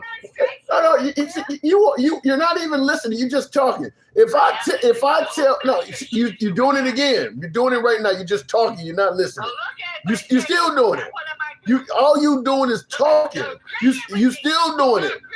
No, this is all you're doing. You're just talking. You're not listening. If I tell a man that he is literally at home making Klan outfits, and you don't review that, you don't refer to that as pushback, what the fuck you want me to do? What is it? I said you need to start doing hard. What is that? Every time. What is that? Every time, Tim. Not just once in a blue fucking moon. Not just once in a blue moon. You're going to put on. But get to that white team now. So now you don't went from. You see how mad you are with me? You see how mad you are with me? Because you're lying. Because you're lying. I'm not lying. Yes, you are. Somebody else up with me. Bring somebody else up with me. And they'll tell you. You lying. Bring them. They'll tell you. We was over here last night talking on another person's line saying that you don't push back. You're a cupcake fluffy. You lying. First you just went from you don't push back. Then I tell you, now you don't push back often enough. You gotta push back hard, Tim. Get some kahunas. Could be a little bit pushback. I go straight ham on the asses. I tell the asses, shut the hell up and bring me some receipts or go on with your bad asses. Go. Oh, you don't do that, do you? Oh, no. Huh, Tim? No. Let me tell you something, lady. No. Let me tell you something, lady. I try my best. You mad, aren't you, Tim? Is your dick hard? You mad, Timmy Tim? Oh. Are you mad, Pookie? When you got this much dick, there's no way for it to be soft. You know, Yes, it's hard. But we gotta push it up with a jack, man. Come on now. Anyway, Don't get that shit twisted. Not today. But let me tell you something, Tim. I promise you, on God, that you don't push back hard like that. And then if you do push back, you want a cookie. No, Dick Rowe, your ass is on the line. TikTok took her down. I didn't do it. TikTok took her down. I guess somebody was calling and reporting on it. Let me just say this in regards to, because I saw there were people in the comment section agreeing with her. Look, if I ran the program the way she is suggesting, it would just be trash talking 24/7. I mean, if she wants me to go and tell my MAGA viewers that they're sucking dick and their balls is hanging out. That's not this kind of program. The civilization of that is absent. I'd rather have a civilized conversation. If somebody is crossing the line, you can see it. I don't need to start commenting on their genitals and all of the stuff that she does to make a point. You can see when even if you think I'm not pushing back, you can see when somebody is looking idiotic or making a fool of themselves or saying something embarrassing or even racist. You can see that. I don't need to go into the realm of where she is at and say all that, gross shit to people. So that's why I don't do it. I leave that to her. That's what she does. I leave that to her. I give folks plenty of time to speak freely on the program. If you want to talk like that, so be it. I just don't do it. I don't think it's necessary. I think I'm able to do a decent job conveying a point without ever having to resort to that sort of language. Which is also, I'll make it clear to you, this is something we also do in the program. We quite often criticize President Trump for doing that. How would it look, and I'll even state it to her, that she cannot criticize President Trump for any of the shit that he says, like telling women, shut up, piggy, and calling them dummies. She can't criticize any of them because she's doing the same thing. She's doing the same stuff. So the point I'm trying to make is, we believe in doing things in a dignified manner, having a civilized conversation, not just constantly talking about genitalia and all of that shit. It's just not the path we want to take. Anyway, tap the screen, get the lights on up to 55,000. Jay says, longest 7 minutes of my life. You know the difference between most of my conversations with my last caller is this time I actually was calling her out on that. Because I had a conversation with Straight Talk Commerce, far right MAGA. This guy is so far to the right, he said that President Trump's face should be on all 4 slots on Mount Rushmore. And I was questioning some of the things he was saying. There was plenty of pushback. But because I wasn't talking about his genitals and telling him to perform fellatio and things like that, I didn't push back hard enough in her mind. I wish it was on my platform because I would play some clips from it and let you hear it, but I was absolutely pushing back. It's just not to the level she believes is what qualifies as a pushback. I don't know, Tim. Taliban had flip-flops and some old AKs, and they outlasted the United States. Yes and no. I get what you're saying. You're saying, and thank you, Alter Ego. Somebody's showing your boy some love. Thank you for the support, Alter Ego. I'm getting hammered here. I'm in the trenches. What you're saying, Jay Sid, in regards to resisting tyranny, he's saying that the Taliban was able to resist a tyrannical government, which would have been us, the United States. And he's saying they did it with flip-flops and some old AK-47s. I don't know. Listen. I'm trying to see how I can say this without it sounding like spin, because I don't know if I would really say that the Taliban outlasted the USA. I don't. Listen, if America is tyrannical towards its citizens, they have some kind of goal. In regards to Afghanistan, we never really wanted to permanently occupy Afghanistan. We did what we wanted to do over there. I mean, and we left. If there was still a reason to be there, we would have killed more of them. I don't think they really outlasted us. We didn't kill them all. If that's the point you want to make, but they paid. If you got the numbers on how many of us they took out in the Afghanistan war versus how many of them we took out, it's going to be a significant difference. And we didn't go full tilt on them. We still was trying to, for the most part, only go at the enemy combatants. We weren't trying to go after just the population as a whole. So I don't even know if I would agree with you on that. But anyway, looking in the comments, Trump really sucks, says user. He's our president, though. We released them all, says Duce. Release who? Let me go back to the box, and we'll make it happen with I think it says Vibert Vengeance or something. Probably about 8-1 KIA. So you're saying we killed about 8 Afghanis for every 1 American? If that's the case, then they did put up some real resistance. I would think it would have been worse than that. 8-1 is fairly good for the Afghans. I mean, if we invade Iran and they get an 8-1, and they only have an 8-1 deficit, that's going to be viewed as a loss for America. We don't want. I mean, that ain't a. I mean, because there's 90 million people in Iran. 8-1. Let's say we take out 80,000 Iranians, and they take out 10,000 Americans. I don't think we would count that as a win at all. The only reason they outlast us because of the idiotic American government said out loud that we were able to. That what we said the only reason they outlasted us because the idiotic of American government said out loud that work were able to catch old boy off radio signals, and they were. I don't get the whatever. I understand what you're trying to type, but I don't. It's hard to read it. I don't know I don't know the whole message there. We don't need to save the world. We need to save America. You know, I think if the Democrats run with the whole "Make America Great," America First slogans of the Trump administration, I think the Democrats, if they run, their campaign slogan should be "Fix America First." Fix America first. We don't need to make sure the people in Venezuela are no longer being oppressed, or the protesters in Iran are safe, or Cuba is not treated. Fix America first. That should be the slogan for Democrats. Fix America first. Are you hearing from Trump is folks that are being oppressed in other countries, how we got to do something about it?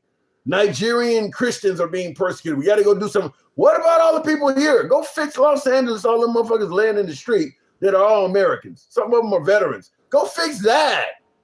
Fix what happened to America first? You sold all them hats, all that merchandise, and now you in Iran? What the fuck?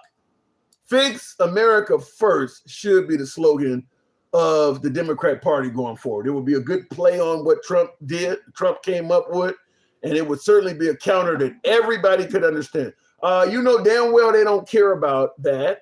It's about stealing their natural resources. I agree with that, but you got to hold them accountable to what they say. I agree with you 100%. We don't give a shit about oppressed people. We've deported people right back into those oppressed environments. We don't care nothing about Iranian protesters being oppressed or any of that shit. If we got an Iranian in this country, we'll happily deport them right back into Iran. So we don't care nothing about that, but you got to give an excuse for why you're doing what you're doing that people will get behind. So if you say you're saving innocent people from a rogue government, people will accept that, even though it's not the actual mission. Such as Trump saying we're stopping fentanyl from coming into the United States. Sounded like something we could get behind, right? No, we didn't. Have you heard anything else about stopping fentanyl once he got control of Venezuela? We're trying to bring up guest Claude YF. We'll try that. Stop, what does that say? Stop racism. Good luck with that. Black man trying to read. Very interesting. Obviously, you have little to no black man. Would you have said that to Colin Powell? He can't read. He doesn't care about us. All I really know is they don't really care about us. Shout out to the late king of pop. We'll make it happen with Lewis. Good evening, Lewis. Am I on Wi-Fi? Why the hell are all these guests it's not bringing up the guests I'm trying. And it didn't do it again. I think maybe something's going on with TikTok. It was a con, Tim says here. Yeah. I'm not going to disagree, even though I got a lot of MAGA that still suggest that Trump's the best president we've ever had. Yeah, there's some con involved. I'm certain, based on what I've seen so far, that Trump made a bunch of campaign promises he had no intention of delivering on. Yeah. We can start with the Epstein files and all this list and shit, but there's plenty more. A lot of economic promises, lowering gas prices and groceries, and the Ukraine-Russian war. Yeah, he made a lot of promises he had no intention on delivering on. I agree with that. Trump said he's not considering the American. Yeah, we talked about that yesterday. He said he's not considering the American financial situation. It's about Iran, not the American people. And I've covered that a few times because here's my take on this. Tulsi Gabbard, his intelligence officer, testifies before Congress that Iran is not developing a nuclear weapon. Trump on Air Force One tells the press she don't know what she's talking about. They are developing a nuclear weapon. Well, and then he continues by saying not only are they developing a nuclear weapon, they would have used it on us if we didn't attack them. He said they were weeks away from developing a nuclear weapon, and had we not attacked them, they would have used it on us. So if they were that close to killing at least thousands of Americans, and your intelligence lady, Tulsi Gabbard, comes and says, no, there's no threat at all, you should fire her immediately. She put us at risk of all being killed if what he is saying is true. Why the hell does she still have a job? If you're telling me they would have developed a nuclear bomb within a few weeks and they would have used it by now, and the lady responsible for telling you that said they don't have anything at all, why the hell is she still employed? And since she said they didn't have it and you said they did, who told you that? Where'd you get that information from since you didn't get it from the lady who's responsible for telling you? Who told you that then? These are questions that you'll never get the answer from the Trump administration. You'll never get those answers, but something about that don't make sense. Either they didn't have a nuclear weapon, like Tulsi Gabbard said, and you're lying and attacked them anyway, or Trump is telling the truth that they did, and you're keeping an incompetent administrative member in Tulsi Gabbard employed. It's one or the other. Either you lied or you're continuing to deliberately employ incompetence. It's one or the other. Tulsi Gabbard should be fired. If you're going to say they had nuclear weapons and she didn't know what she was talking about, then that's the point where you throw her under the bus and scapegoat her immediately. Why is she still there? That don't make any sense. Americans saving time. Saving time how? The president received information in many different ways. Not all the time is she informed. It's her job to know that. It is her job to know that. I mean, in fact, if somebody calls and they're telling Trump that Iran is, but let me get my head of intelligence on the line. I would bridge her in the phone call. Why isn't she on the line? You got some CIA operatives. I would be telling Tulsi that. You got somebody you can do a follow-up with this? Do we have some assets in the area? She should be involved in the information coming in. Whoever's telling Trump that, if she don't told him the opposite, immediately pick up the phone and call. Why don't you know this? Then I'm going to bridge you in so that you do know this. He ain't explained none of that. You're not allowed to miss. Buckeye says, are you not allowed to misspeak? Really? We're talking about a nation that was going to develop a nuclear bomb and kill thousands of Americans. And it's your job to tell me that.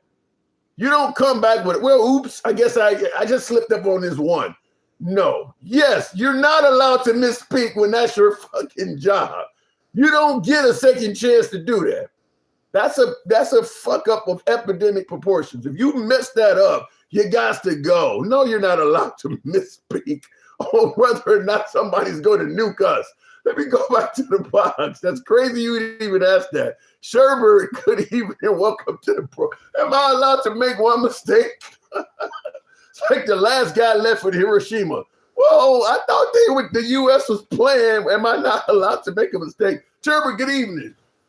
How's it going, Tim? I don't know, man. I don't even know. Do you trust China? Kind of. But I mean, it's definitely within, a gigantic grain of salt, a salt lamp worth of salt of trusting people with how spies have acted forever. But I don't trust this administration to actually vet people and keep communication secret and the way it needs to be to get these things done. So there's no trust anywhere. So, But for the most part, I trust their cars. Those are cool. Here's one of the problems I have, though. Trump recently, in the last few weeks, admitted that China was giving Iran weapons and intelligence. So we went to war with Iran, and the first thing China started doing is helping our adversary. Why would we rush to make a deal with them? Would you trust that a country that was just trying to have your people potentially killed by your enemy? You're in their country now, willing to trust them only a few weeks later? That makes sense. So, Tim, we're starting to feel the other side of America's might that we've done across the world forever. Explain. That we've fucked over other people and given arms to, cause rebellions and regime changes across the world for like 50 years, 100 years. So, we're starting to feel it because we've got such a dumb president that we have lowered ourselves to that point. But there's nothing new here. It's just we're feeling it. You believe that Trump is a dumb president? 100%. I don't The think man has never made a good deal that I've ever seen, except for all of his lackeys that are milking the government right now. Yeah, I gotta disagree. I don't think he's dumb. You ever heard of a teacher that say something like, such and such is a really smart kid. They just don't apply themselves well. No, I think you're glorifying a billionaire boomer that got everything he ever fucking wanted and was best friends with the Epstein files, which has set the world on fire. So no, I don't think he's a smart man. Because anytime I've ever heard him talk, it's usually something dumb. Maybe when he was in his 30s, 40s, he was somewhat intelligent. Maybe. Still an asshole. I think he comes across. You listen to him talk, he couldn't tell you what a tariff really is. He just goes, "Oh, they've been screwing us over, but we're gonna win." And like, that's not tariffs, you asshole. No, I don't. I'm not saying smart from that angle. I think he succeeds at getting what he wants, a better America, a more financially advantageous America. I don't think that ever was his goal. I think his goal was to go in there and perform a really big heist. And he is doing very well at doing that. I don't think all the stuff you're talking about, all the stuff that we expected from a president, that ain't what he's applying himself to do. That ain't what it's like it's like the student that I mentioned that don't apply himself well. I only took this class because I like the bitch that's sitting in the front row. And because I took the class, now me and her went on several dates and I got a chance to tap that ass. That's what he's there for. He ain't there for the class. So when you point to tariffs and he don't know this, he ain't there for that. He's there for the grift. And he's successful at Yes. But that So doesn't he's mean smart. that He's you smart. grift him. No, he is not. He just stumbles his way in with stupid bravado. He's not a smart man because he didn't write his book and he's never made a good deal and has gone bankrupt 3 different times. He's gone. Maybe more, I'm actually not sure. Sherbert, he's went bankrupt numerous times, but every time he went bankrupt, his personal finances continue to go up. It's a grift. When his dad died, he got $300 million. And then CBS paid him another $7 million. He doesn't have anything his own. No, But fuck you. his wealth, Motherfucker. his wealth You is just said he's a big heist man, and then you want to call him smart. what you can't be smart on the other side of the law. Okay. All of the supporters, like Straight Talk and MAGA Reacts, they're dumb. We've been screaming this for 10 years, that this man is a con man. I've got you saying it straight up. That's what his plan was. And they're just, no, he's still great. A+++. Fuck you guys. Which to me shows how smart he is that he can literally be robbing your house and have you thinking he's robbing your house and got you thinking he's a lawn care guy. I mean, it's like fucking George Clooney and Brad Pitt in Ocean's 11. I mean, they're on the wrong side of the law, but they're very smart. They're getting away with what they're doing. If you say so, Tim. He's literally a guy who's on video saying he's not a Christian, and he's made millions of dollars selling Bibles to them. That's like literally selling ice to Eskimos. He's very smart. You just don't like what he's using his brain for. The best part about that is that's after you had that clip of them asking, so what's your favorite verse? And he goes, I don't want to talk about it. It's personal. And yet they What's still your bought the favorite Bibles. Side of the book, New or Old Testament. And yet, That's too personal. and yet they still And they bought the Bibles. still bought the Yes. So, I mean, look, You don't like what he's applying. Like I said, he's like the student that ain't applying himself to the class, but he's getting what he wants out of that class. Yeah, but there's a million people that go, "Hey, you see that's a grift, right? Don't email the Nigerian prince." And they go, "But he could make me money." Well, like I said, the man is getting done what he wanted to get done, which is a legacy, which is his name all over America, and to make a lot of money off America. And I think he's doing better at that than anybody we've ever seen. And that's why I hate these MAGA conservatives, because they voted for a clear, honest grift, and they think he's saving the world. And I can't respect these people anymore when it's so incredibly clear. It's been incredibly clear, and I've got you who defends everything. I ain't defending shit. I'm not the defender. I'm the explainer. It's for the show, but I've got you saying, can't even counteract. It was the clear grift. He got away with it. Yeah.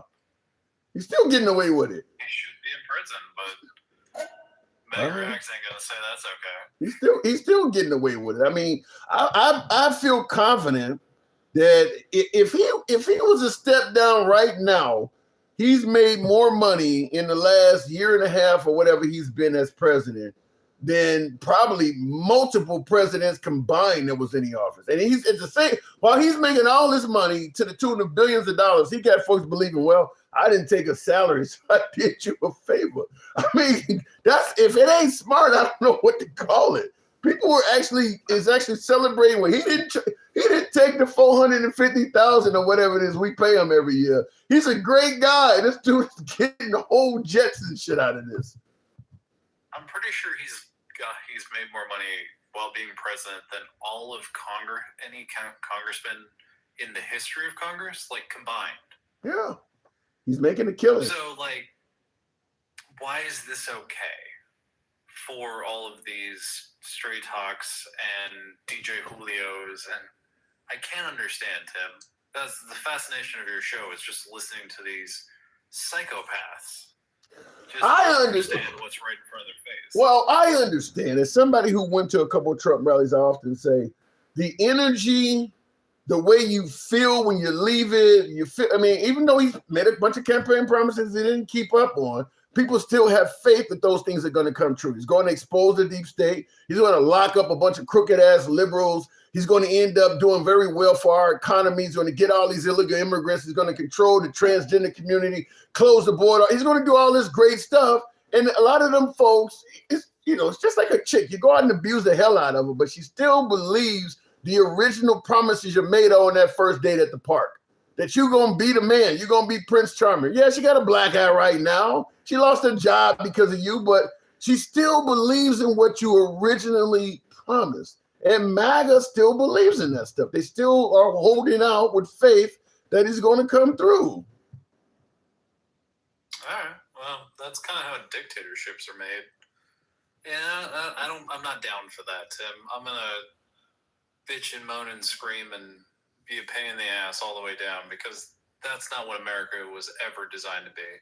And fuck you guys for that. How about this? In the comments, Buckeye says, perhaps it's because MAGA knows how bad the other side would be. So say what you want about Trump, Kamala Harris would be worse. Look at every goddamn chart ever made that goes over every major statistic over the last 40 fucking years, and every time it's a Democrat in place, they bring it to where it was and then higher. Then a Republican comes in, fucks it all the way down. Then a Democrat comes in, brings it back up and higher, and then Republicans fuck it up again. No. I don't know where you get this mindset. Well, it has literally never been true. Of all of modern fucking history, Bullseye or Buckshot or whatever the fuck your stupid name is, go learn something. Jesus.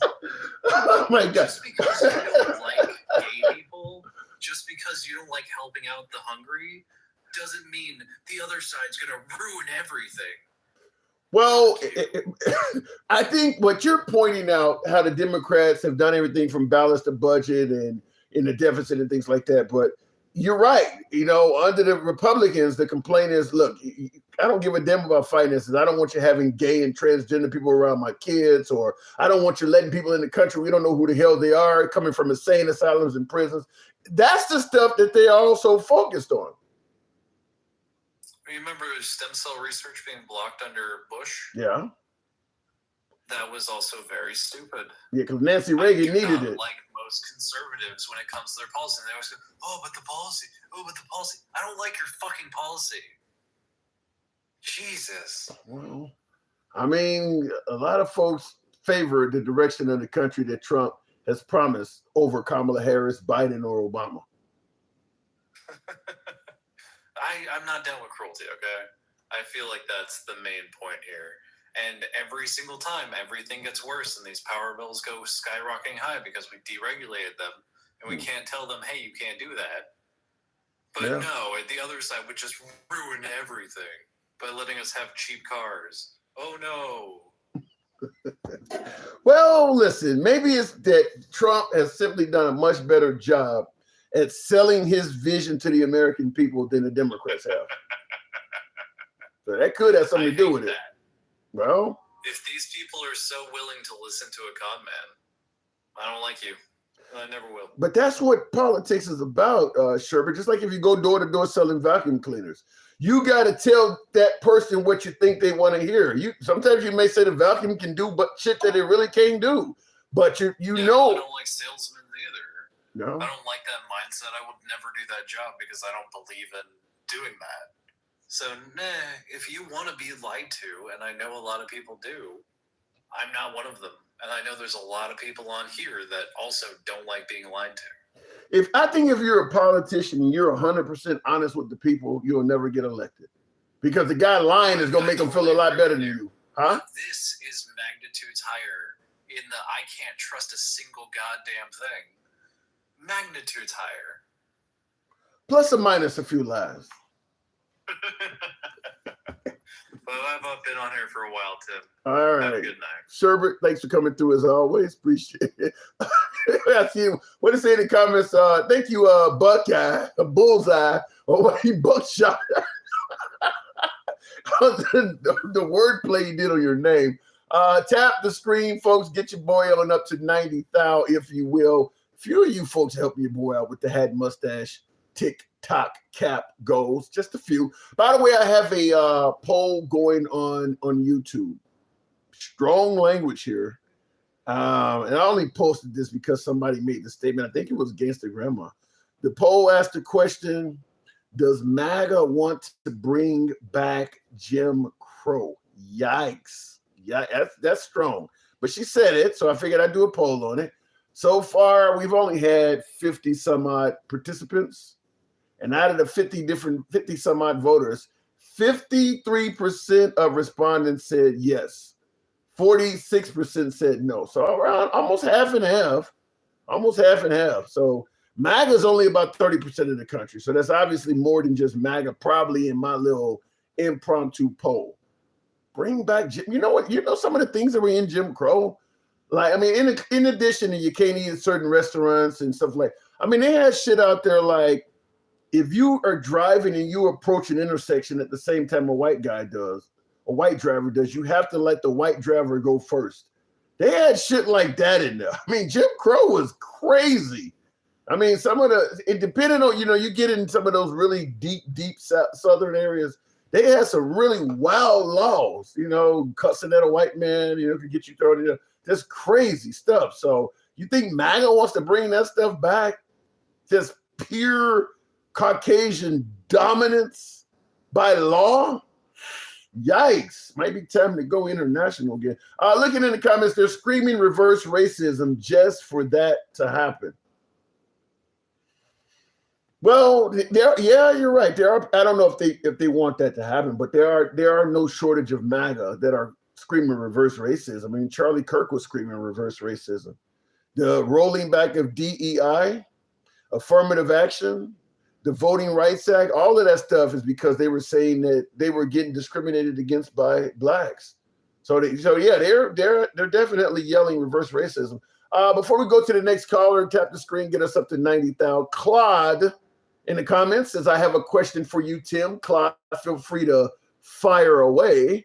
And while we're waiting for your question, how about the how about the Biden shell company, says Chris. At this point, I think anybody bringing up Biden at this point in terms of corruption or crony capitalism, any of that shit you just lack credibility at this point. I mean, remember the Biden crime family or Burisma, all of the no bid contracts and shit that Barron, Trump, and all of them are getting.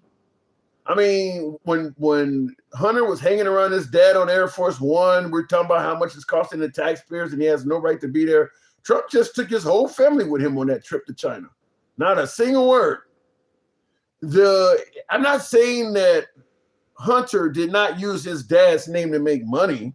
I'm not going to pretend like that didn't happen, that Hunter didn't get jobs that he weren't qualified for. But you're going to tell me Barron Trump at the age of 20 getting no bid defense contracts is legit?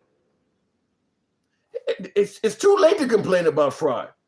It's too late. If you're overlooking what's going on now, but you were all into it on Biden, Hunter Biden made pennies compared to what the Trump children are making. Pennies.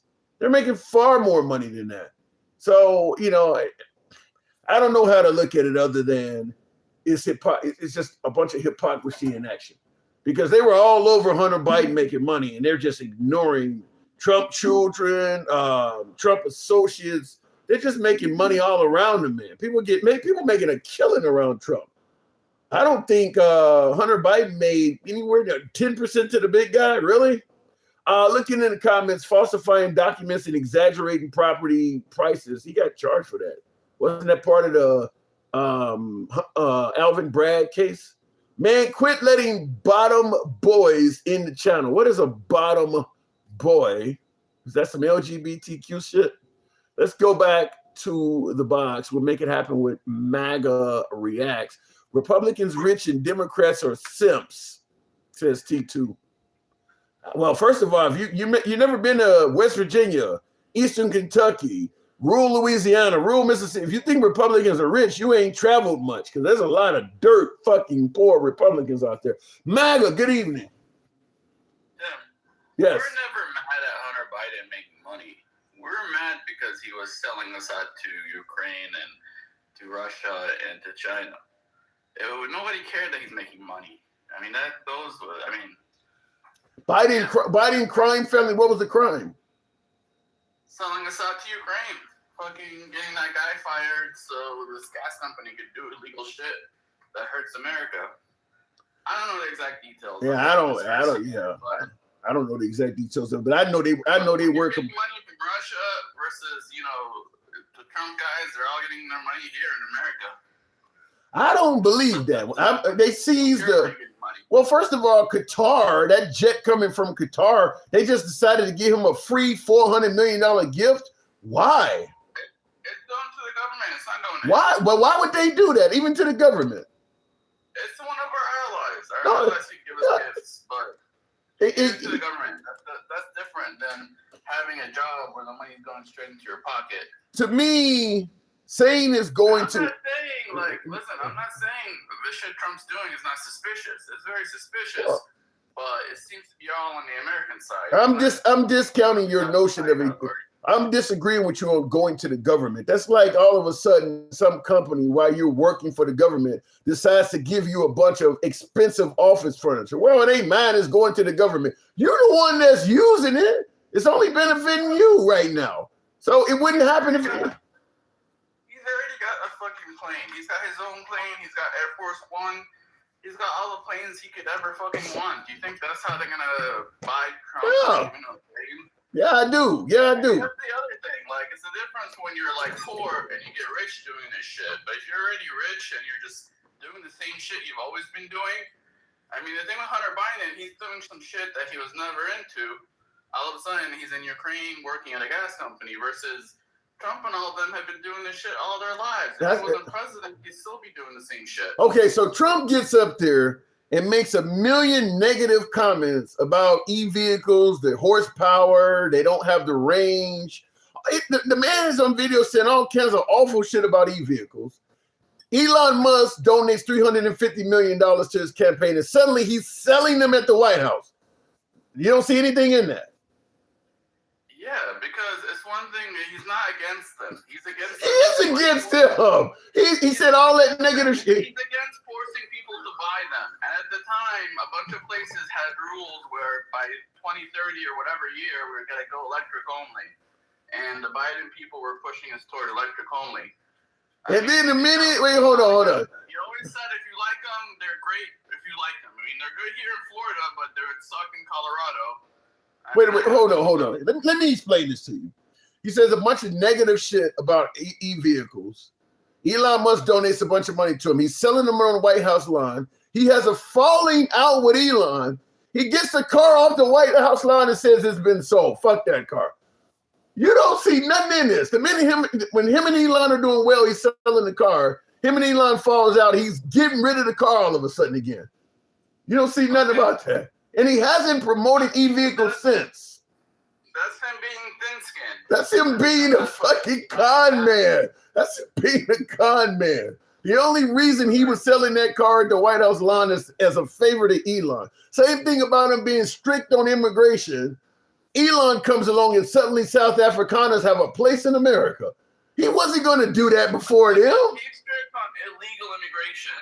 He's never really been that strict on legal immigration. I mean, he wants the rules to be fair, but I mean, 50 people from fucking South Africa, that's really what you have your panties in a bunch for? He's never been strict on legal. You want me to show you videos of like the 10,000 people at the southern border? No. I want to show you videos to prove to you your comment about he's never been strict on legal immigration is a bunch of bullshit. He banned all the third world countries, tried to ban all the Muslims. He is strict on legal immigration. It has to do with safety, Tim. It has nothing to do with immigration. It has to do with safety because there's a lot of terroristic shit happening at the time. Everybody that believes in Allah is a safety threat to the United States? Everybody? I mean, everybody, no, just the people from those countries. That ain't what he said. They were very dangerous at the time. He didn't say countries. He said a total and complete ban on all Muslims. All right. I mean, you're bringing up shit from like 11 Bringing up shit that he did as president. With terrorism. I mean, terrorism is less of an issue now, and I don't see it. I see him being friends with the Saudis and being friends with all these Muslims. Why would he ban all third world countries from coming here legally? What do you mean? Because some of those countries have very... I said all. I didn't say some. I said all. I mean, people are still coming from those countries. I mean, why would he? You didn't. Why would he ban all third world countries? Why would he ban all third world countries? People are coming from third world countries right now. No people coming from Somalia. Why would he even try to ban all third world countries? I mean, he was worried about security at the time. So all third world countries are represent a security threat to America. All of them. Yes, that's usually where terrorists are recruited. Where are all the examples of terrorists from third world countries coming to America and doing shit? Do you even have two? And the goal is to keep the terrorism over there and not bring them over here. I mean, it's also like a campaign slogan. It's not like 100% accurate, but it's accurate enough where like maybe he should do it. I don't see the threat. So is it a threat based on things that have happened? I don't see the threat in anything. You guys don't see the threat in fucking anything. I mean, fuck, you could have a guy with a bomb vest walking in front of your house and be like, I don't see the threat. He still hasn't blown up. So you feel that people coming here from third world countries. Be safe than sorry. That's all I'm saying. You're right. There might be no threat. There most likely no threat, but I'd rather be safe than sorry. And it's not even, he doesn't even have to ban the people. He just has to have like a strong rhetoric, and that's usually enough to fucking have these people think twice. Because most people think the world's way more secure. They think America's way more secure than it is. No, I think America's crazy. And I see in the comments, Bucky, I said you're being too. Everyone thinks like everything's so secure. Okay. Like, you know, No, they don't. Shooter got through the. No, they don't. We got kids that go to school and don't come home. They know we ain't secure. In the comments, you got Buckeye saying you're being too hard on MAGA. You better back off. I wish I could save your comment for Gangsta Grandma, who claims I don't push back on MAGA. That's exactly what's going on now. That's fucking her being a fascist. He's being a fascist, Yeah. trying to shut you up and trying to stop you from fucking talking to other people. Yeah. That's just them being fascist, because you better say what they want and nothing else. Otherwise, they're gonna fucking attack you and call you all kinds of names. That's their fascism. Well, let me get back to attacking you, because I think what you said in regards to Trump doesn't have a problem with legal immigration is crazy. That guy has a lot of problems. I'm just again, I'm still manning it just like you do. I don't agree with it, but I'm telling you why he did it. I don't even see validity in why he did it. He's claiming it's a safety threat without even showing any evidence that any safety was in jeopardy. Where are all these third world immigrants that were actually did they even arrest anybody and stop them from doing terroristic acts? How many immigrants have they even stopped? There is no evidence that these people are dangerous like that. Listen, they stop terrorists at the border all the time.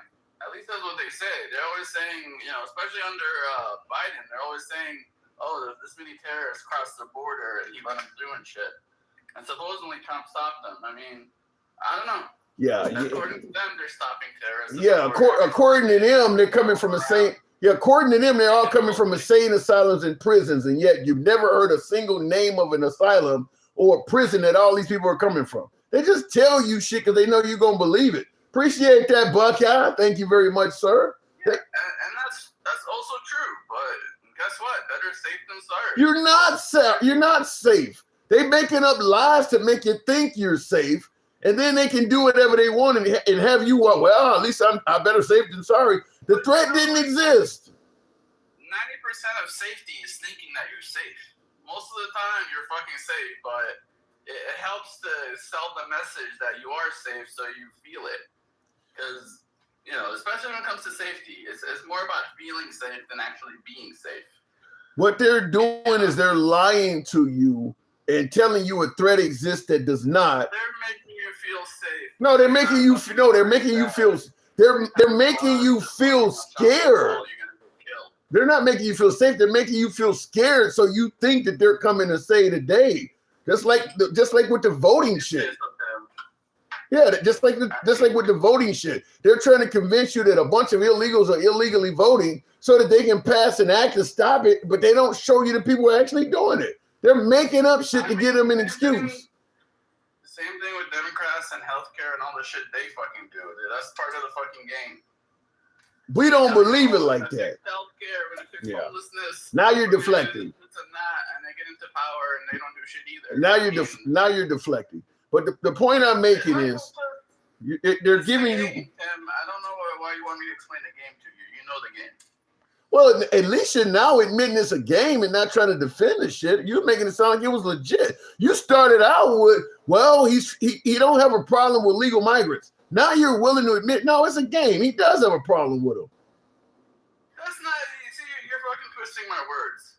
I'm just saying, whether he has a problem with them or not, he has to make you feel safe, that he's working on fucking keeping America safe, versus Biden and them, where it made you feel that the fucking border is open.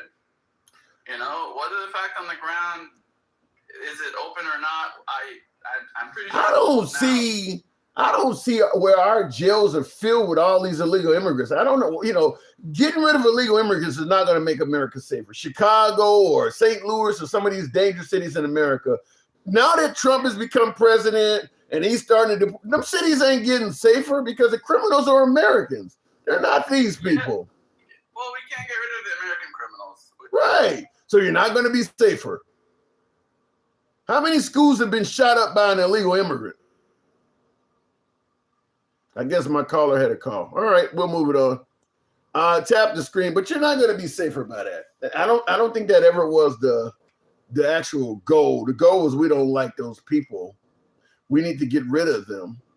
And we need to give the people something they can get behind that would justify us doing what we're doing. It's the same thing I mentioned with the Venezuelan drug boats and all the other stuff we're doing overseas. Give the people something they can get behind so that they'll be okay with us going into a country and doing what we really want to do. Greenland is a perfect example. I had one of my callers on here yesterday from Greenland, and it's about the rare earth minerals that are in Greenland. We want access to that. But just going to a country and robbing them of their resources is not something that most Americans can get behind. So what do? You do exactly what Trump did on immigrants and on voting. Tell them something that'll scare the shit out of them, and then they'll be okay with us getting there. Tell them that Russia may fire weapons over the polar ice caps, and we need Greenland so we can put anti-missile batteries on it. That way they're fearful that if they don't back us taking Greenland, missiles will come raining on Minnesota or something like that. They'll come over the polar ice caps and they'll come raining down on South Dakota or Wisconsin something. Tell them that and they'll get behind it. And then once we're in there, we can go after the rare earth minerals. But that was the goal, is the rare earth minerals. They ain't got nothing to do with providing security over Greenland. That's just an excuse. Just like going into Venezuela had nothing to do with stopping the flow of fentanyl. Because Venezuela is not known as the fentanyl capital of the world. If we really were out to stop the flow of fentanyl, what about Colombia, Peru, Mexico? What about all the other countries that are known for sending hard drugs over here to a much greater degree than Venezuela?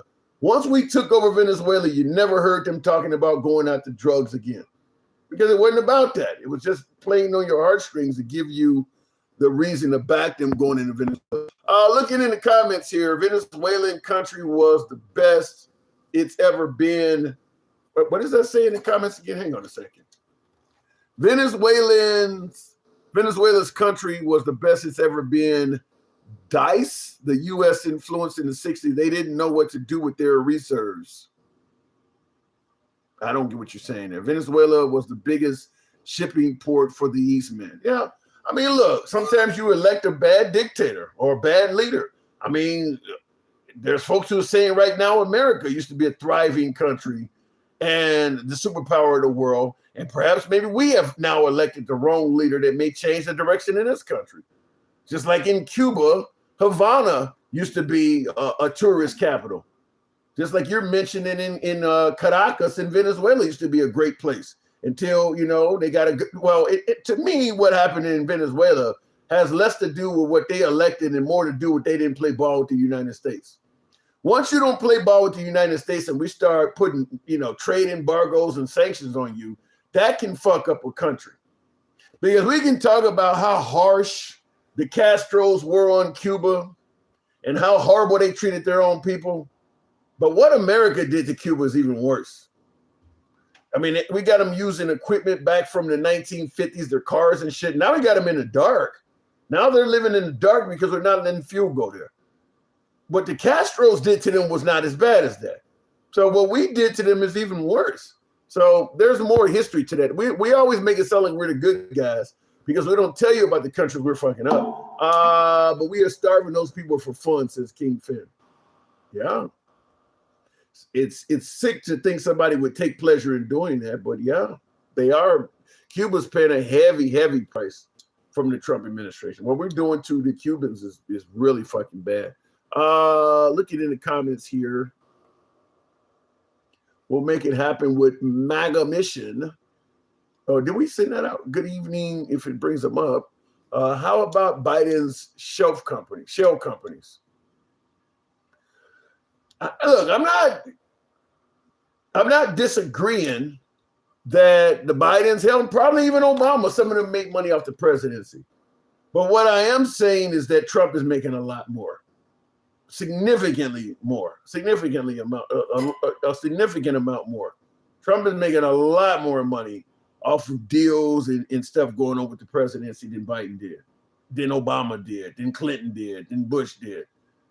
To me, Trump's mission, as opposed to running the country, seems to be just focused on how much money he can make. To me, he's actually put the legacy and the generational wealth of his family. To me, it appears as if that's more important than running the country.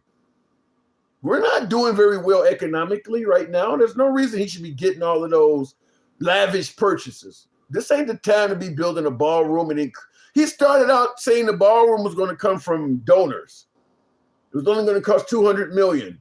Then it was $300 million. Then it was $450 million. The donors, I guess, disappeared. Now he wants us to pay $1 billion for the ballroom. I think they said refurbishing the Qatar jet is going to cost numbers that are way up there, like $100 million or something, whatever they said to make that jet safe for the president to be in. Here's a kicker on that jet. They're working on a new Air Force One anyway. Trump gave the approval for a new Air Force One during his first term, and he used to have a picture of it in the White House. So the Qatar jet, even if you listen to Trump, is only going to be flown in by him, and then it's going to go in the Smithsonian or something like that. Why should taxpayers pay $100 million for a jet that's only going to be flown for a couple years and then put in a fucking museum? That's a waste of taxpayer money. The Air Force One that's currently around was perfectly usable. He's the same dude telling you that your daughter only needs one doll for Christmas or 2 pencils, but he needs a new jet. Like I said, to me, his focus seems more on legacy wealth and, just shit for himself than it does the country. There's no need for that. That is just a lavish, unnecessary purchase that jet was. Just to put it in a Smithsonian? Really? Same thing with the Tribunal Arch in D.C. That ain't needed right now, and he's rushing to get that done. We don't need a big-ass arch in D.C. right now, just a show of power or strength or patriotism. That ain't needed right now in this economy. Be nice to do it later on, but not right now. Ballroom, all of the stuff he's doing is like that. Just a bunch of lavish purchases. The same thing with the military parade we had in D.C. last year on his birthday. That ain't necessary. It didn't accomplish anything. It's just a waste of money in a time where folks are struggling. If the economy's blowing up and everybody's happy, maybe doing this first term when the economy was good, we could work on some of that. But right now, things are pretty fucking bad. And can you imagine when we were talking about the price of eggs under Biden, the price of gas under Biden and groceries under Biden, if Biden started buying all this lavish luxury shit, how folks would have viewed that? It's just as bad now. You just like the guy that's in there. It's just as bad right now. I know what his favorite thing in the Bible is, the 4 horsemen of the apocalypse. And looking in the comments here real quick, a lot of lazy thumbs out here. I guess this may be a bad topic for tonight. Oops, didn't mean to do that. There we go. Bad for the working man. Yeah, I don't get it. I don't get it. I mean, some of those things you could have, when you factor in the cost, think about how many homeless people he could have got off the street just with refurbishing the jet alone. Like you're spending triple-digit millions on each one of these projects while people are struggling. And you're taking money from the struggling people to pay for the projects. So the same lady that's bitching about she can barely afford to put gas in her car, can barely afford to buy groceries, some of her tax money while she's struggling is going to cover these lavish items for him.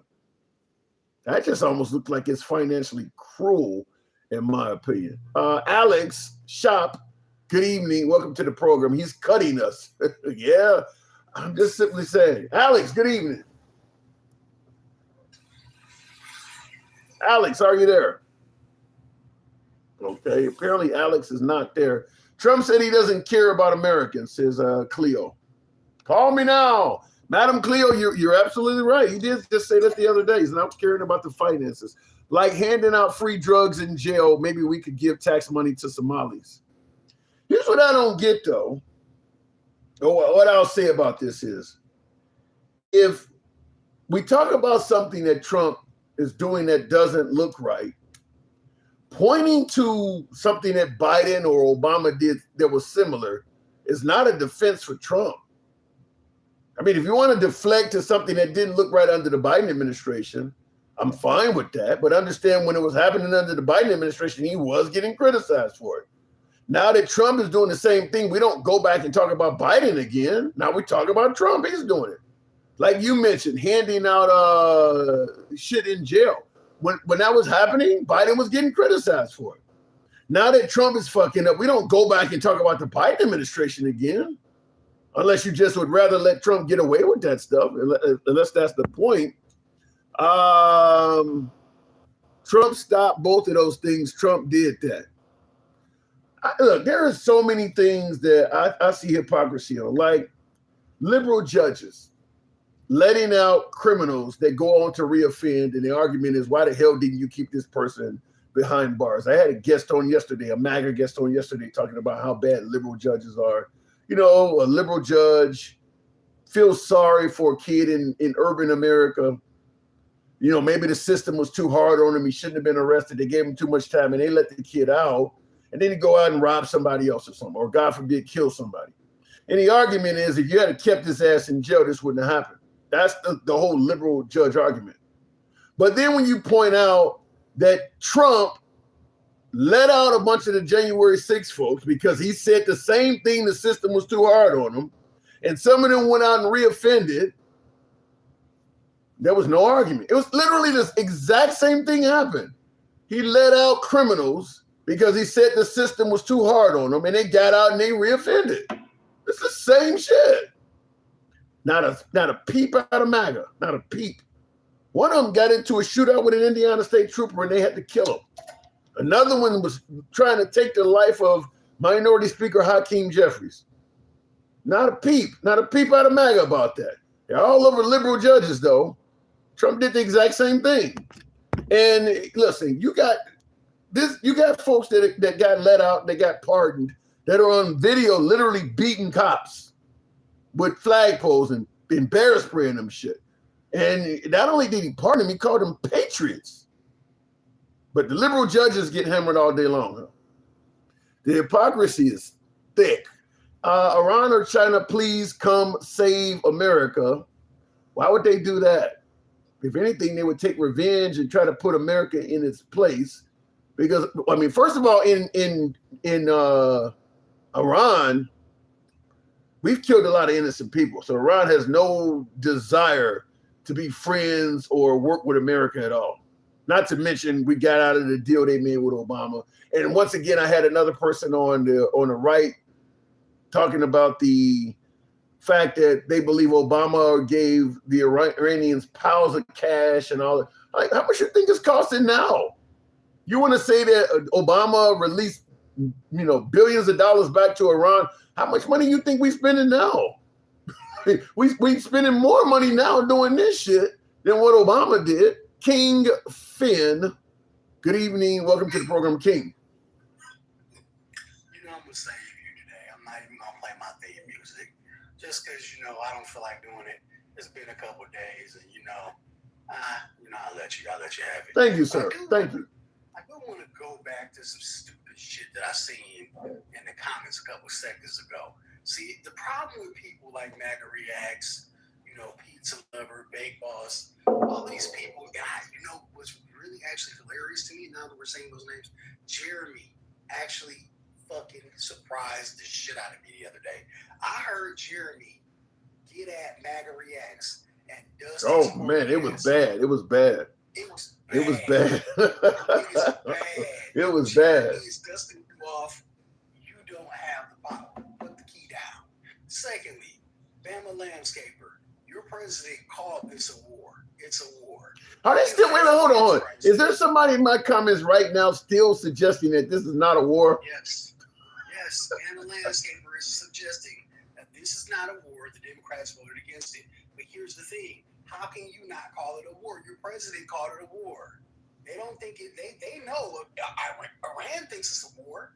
The fucking soldiers over there think it's a war. You're the only idiot that's sitting on this side of the damn pond talking about, well, yeah, Trump don't affect the gas prices. He don't make the gas prices. But if you start a war with the fucking countries who have the most of gas and have all of those those resources over there, I think that kind of fucks with. Well, he did it. He did just admit he's trolling about the war. I was on Straight Talk Commerce's program earlier today, and he tried to indicate that because we don't get much of our oil from Iran has nothing to do with the gas prices going up in America. So I asked him, I was like, well, shit, gas just shot up in March. Then what made that happen?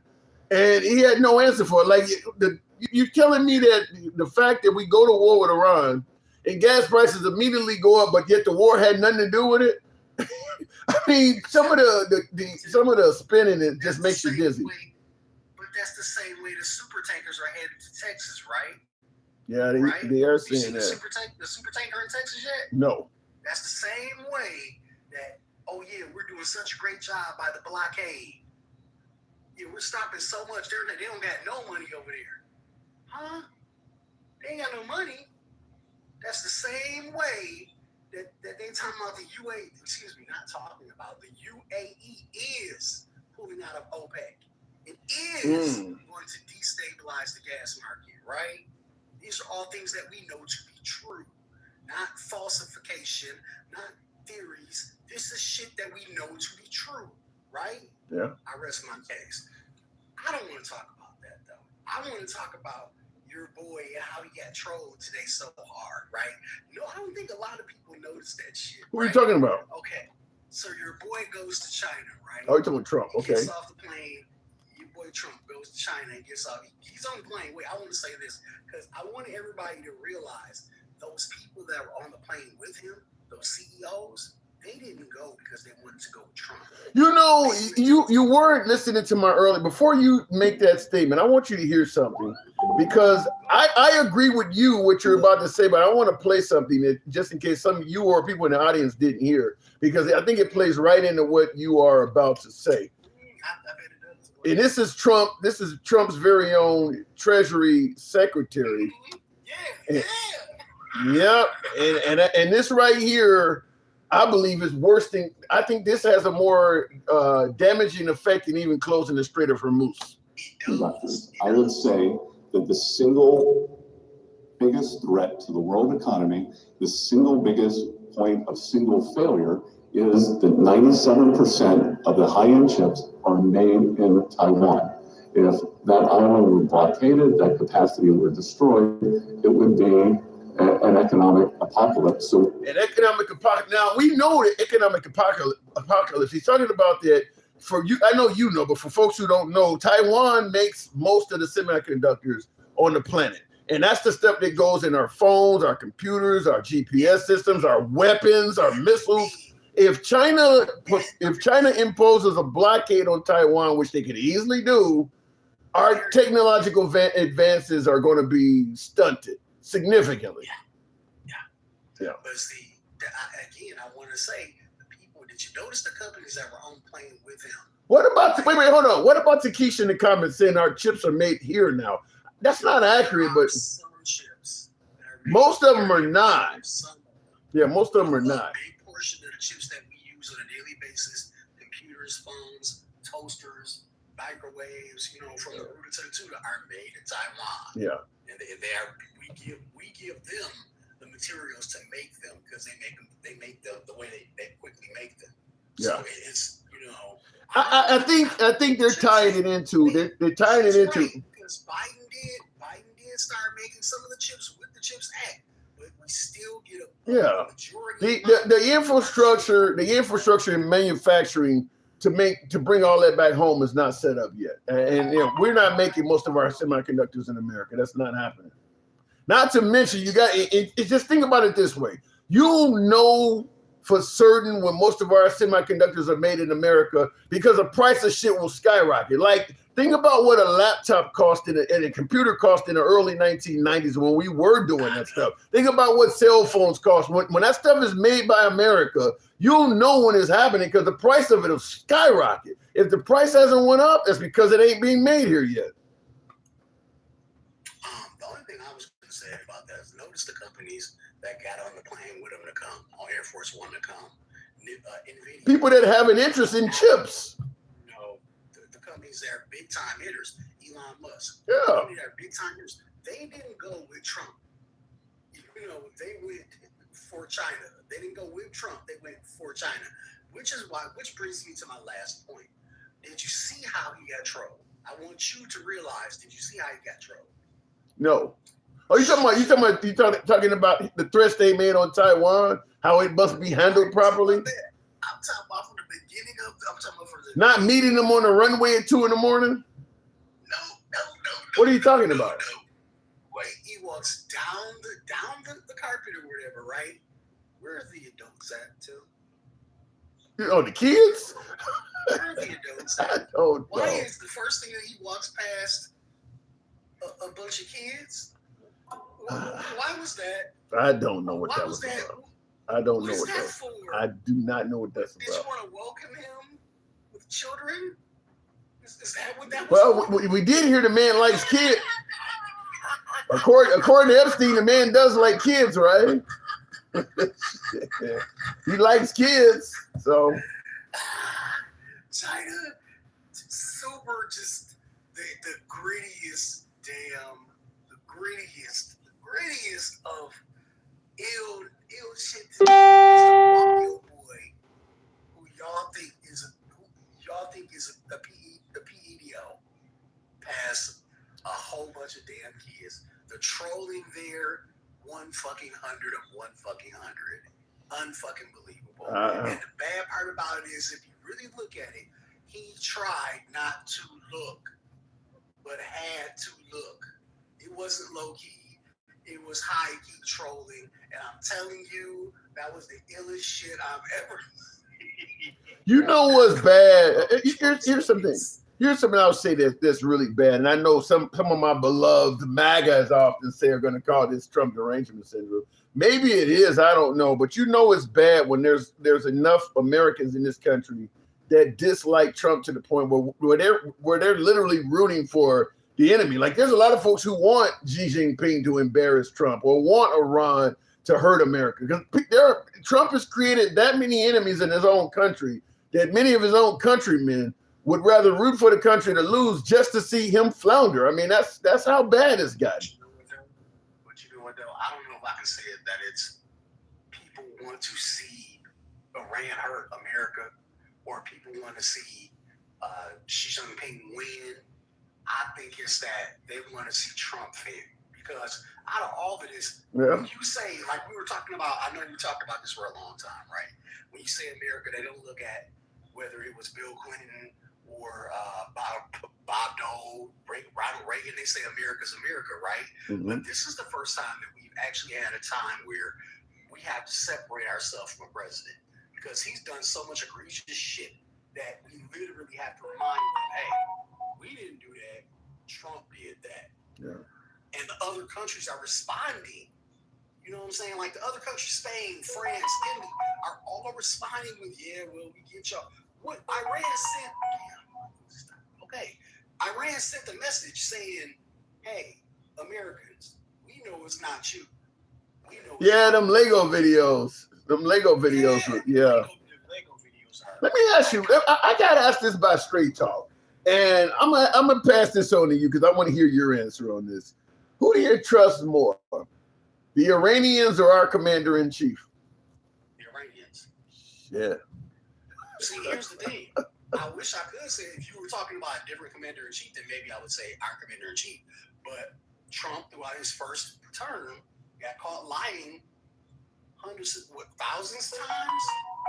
It ain't even the thousands of times. It's just, even if you look at his information coming out about the Iran war, he's said a lot of things that ain't true. Just in the last few weeks. There's still lies coming Yeah. out. He's saying everything's fine.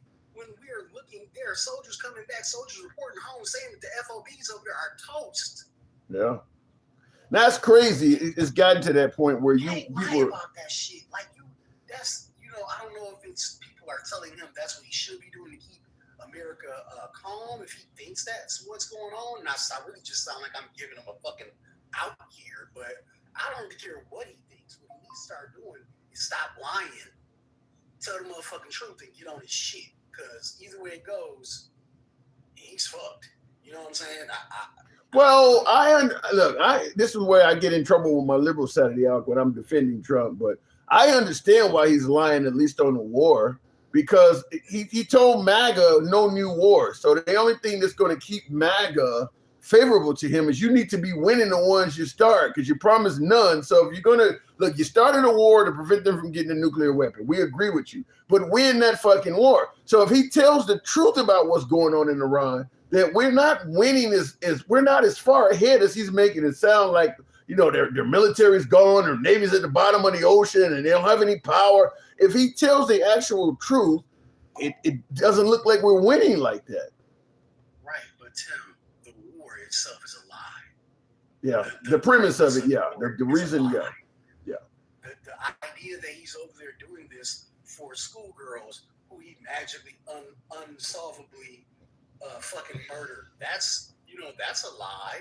The fact that he's over there doing this for to save people who are being oppressed, that's a lie. The idea that he's over there doing it for the American people, that's a lie. He's bringing down costs, that's a lie. It's going to get better, that's a lie. Long-term, short-term pain for long-term gain, that's a lie. Everything he touches is shit. And you people keep wanting to follow him. Don't ask me why I don't follow him. Ask you why you do. Well, the man has a way to keep people. He has a way of shitting out a burger, making motherfuckers believe that it's hamburger. Damn. And I don't buy it. Well, it's a keep the faith mentality. He does have a way of keeping people, of having folks remain faithful in him. And MAGA remains faithful that he will deliver. He has a way of making dumb people dumber. You're not saying that all MAGA are dumb, are you? I'm saying MAGA is stupid as fuck. You motherfuckers is dumb as shit. If you can't see, this motherfucker's been whitewashing and manipulating the markets for months now. You sorry, smooth brain motherfuckers need to wake up. I'm sorry. I can't help you no more. I don't want to say it like that no more. I don't even want you to subscribe to my Patreon. Go subscribe to a book. Look at history. I need to get a Patreon because I've been short on hat and mustaches this evening.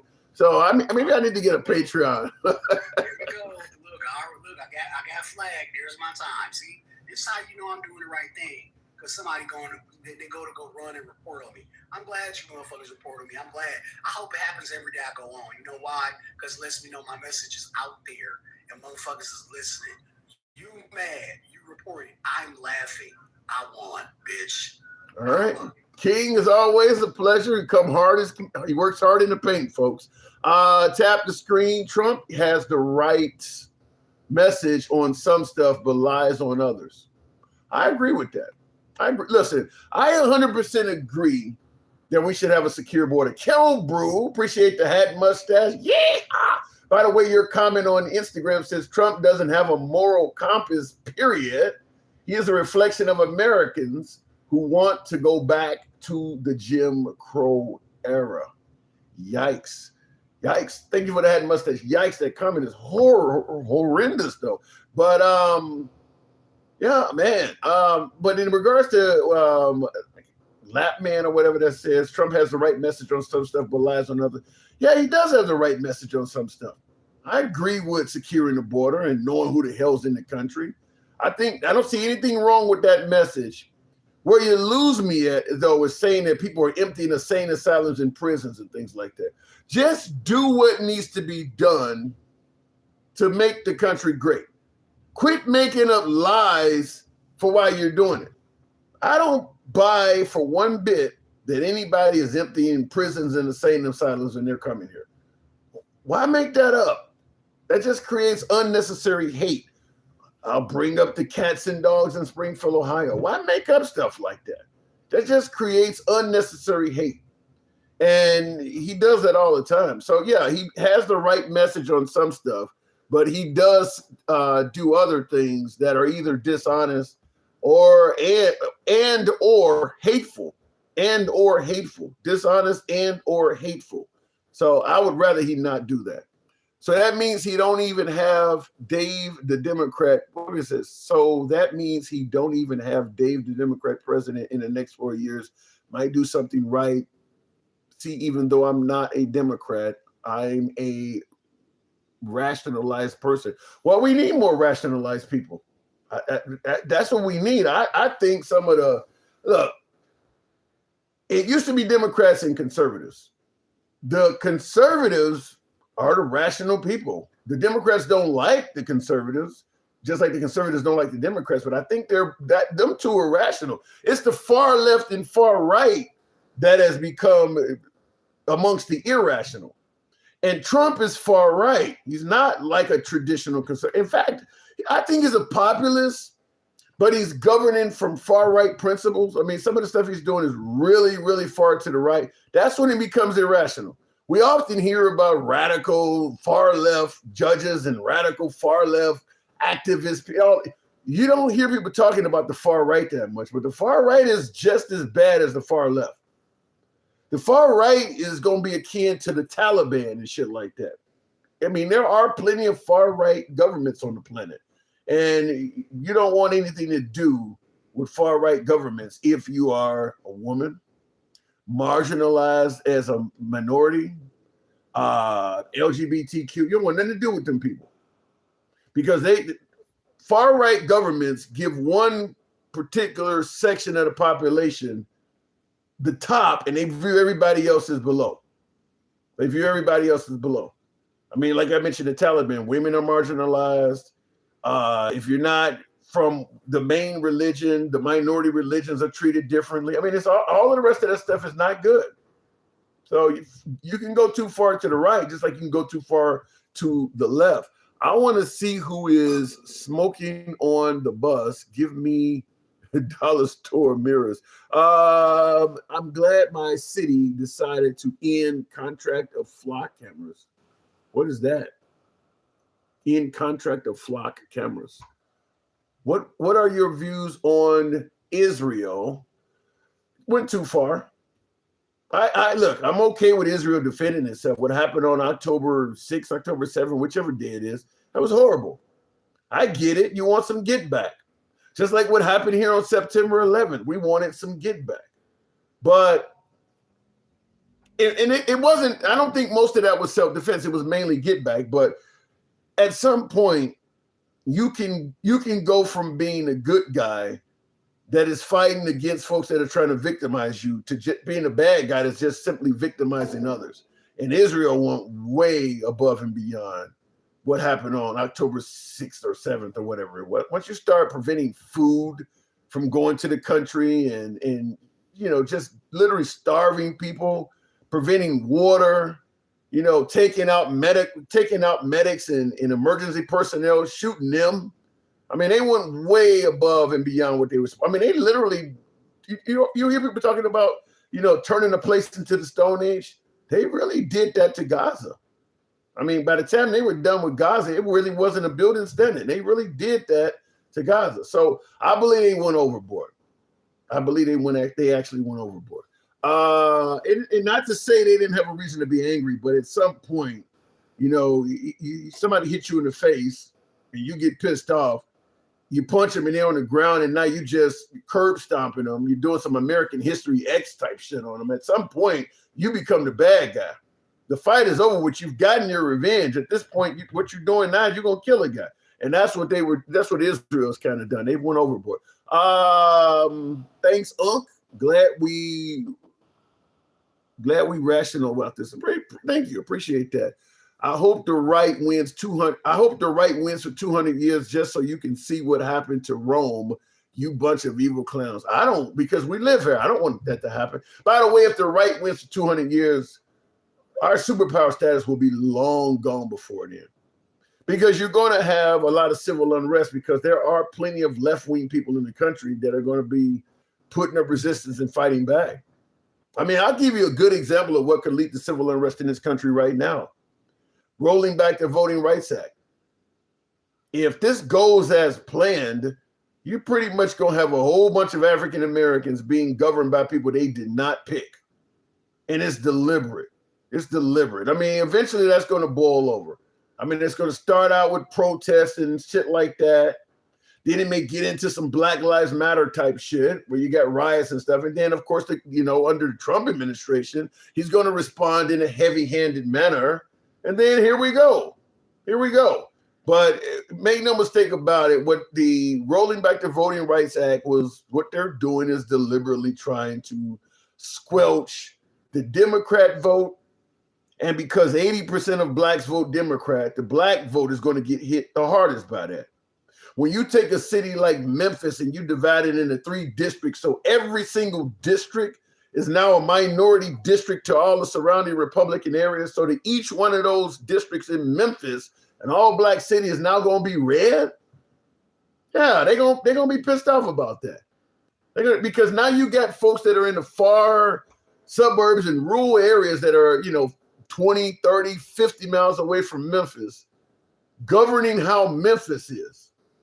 People that live out in the sticks and out in the rural areas they live a totally different life than they do in Memphis. And they're going to be passing laws to control what it's like in Memphis. Yeah, that's going to be terrible. So, yeah, it's not going to be long before you start I think they already got they already got mass protests already scheduled. And once you start putting in all these politicians that are doing shit that is totally counter to what they want in their own town, then you start getting BLM type shit. And then, of course, under the Trump administration, he's going to respond with heavy-handed ICE type shit. And there you go. There's your civil unrest. That's how it starts. Looking in the comments, like most people don't even know how to cook worth the shit. What does that mean? Over 100 House seats were ruled unconstitutional given under Obama Biden. They are going to be taken away. Once you see the South, and it's just all white politicians, even in predominantly black areas, that'll let you know that any claim that this wasn't hurting the black vote was a lie. That was a lie. When you see all that areas that are deep blue, mostly minorities, and the congressmen or women is a Republican and they're white. I mean, come on now, which is what it used to be like. Once you see that happening, there's no denying what they did affected the minority vote. Right now, they're lying about, well, you still can vote. Nobody's taking away your vote. It's kind of like with the abortion thing. We didn't ban it. You still can get it. Yeah, you might have to travel a few thousand miles, but you still can get it. Nobody stopped you. Come on now. People can see what's really going on. Looking in the comments here, what are your views on, I don't know what that word even is. Pan-African, I don't know what that is. Overall, like most people don't even know, when you realize people don't know as much as they think they know, then you teach them. Anyway, tap the screen. Let me go back to the next comment. Stop voting one way or don't vote at all. It's not your place to tell people that, Lap Man. It's not your place to tell people how to vote. But like I said, if you got people in an area, like look how they acted on January 6th when they thought their vote was being stolen. They thought it was being stolen. I think what's happening with the reversal of the Voting Rights Act is pretty obvious what's happening. Takesha Bowie, good evening. What are your thoughts on the Clarity Act? I'm not aware of what that act is. Takesha, good evening. Hey, Tim, how you doing? Are you aware what the Clarity Act is? I don't know what that is. But listen, did you see President Xi Jinping keep slipping out his chair today? I haven't watched any of it. Well, I got it on now because Trump is over there now, and I'm watching it live what he's doing right now, but I didn't see it earlier. Well, he kept slipping out his chair because Trump was over there greasing him up so hard. I thought Trump's name was Crisco. He was over there getting that man so many compliments. And said I thought the man had died, rose from the dead, and saved his life. I said, do Trump know they got internet? He said, I always say you're a great man. You're a great president. I admire China. It's beautiful. I said to myself, that wasn't what you were saying a couple of months ago, Trump. Well, Trump is a transactional guy. He's going to do what benefits him in the moment. That ain't what you were saying a couple of months ago, Trump. You were talking about the boys real bad at Xi Jinping, but you done got over there and made that man seem like he's the great thing since sliced bread. Well, he ain't gonna go to the country and insult the man in his own country. This is China. This ain't Venezuela. They say you're a strong man. They say we want to say. Yeah. You don't think he know the folks heard him talking about them? Yeah, I mean, but then again, they probably when you listen to how Crisco breathed that man up, you will understand what I'm talking about. That man kept slipping out his chair because Trump had greased him up real bad. But let me say this, Tim, and this for Matter Reacts. Hunter Biden, regardless to whether he was a substance abuser, he's a lawyer. He was on the board of Burisma. You think he would? Jared Kushner was a water boy Thank you, went to but Afghan and came back with all kind of money. You ain't saying nothing about that. why is Buck got saying he bet $100 you wearing a cap? Are you wearing a cap? I got a bonnet on, yeah. Okay, you guessed it right, I guess. So what? I don't know. I keep telling you, so what? That man named Buck Eye. Probably looking like a Buzz Eye fish sandwich. Probably looking like he's up getting the Cash Patel. Buck Eye. You said he kid. He probably like he be surprised all the time. You said I bet he kidding the Cash Patel. I'm thinking, have you seen the Lego movie with Cash Patel with the big eye? That's why I said he going around looking like he's surprised all the time. Oh my God. Oh my God. And Magriette said something else. Magriette said, this is what you said. You said, Oh, thank you for that dog. Ginger, go ahead. Look, you said, why is Trump stopping third world people from third world countries coming over? And Magriette said, oh, they still coming over. And then you turned around and you asked the question again. And then he said, well, they're not coming. And I said, what the hell? All in the same breath. He trying to convince people that Trump does not have a problem with legal immigration. And it's pretty obvious he You gotta remember does. what you say from one sentence to the next. Well, when you're spinning, you get dizzy occasionally.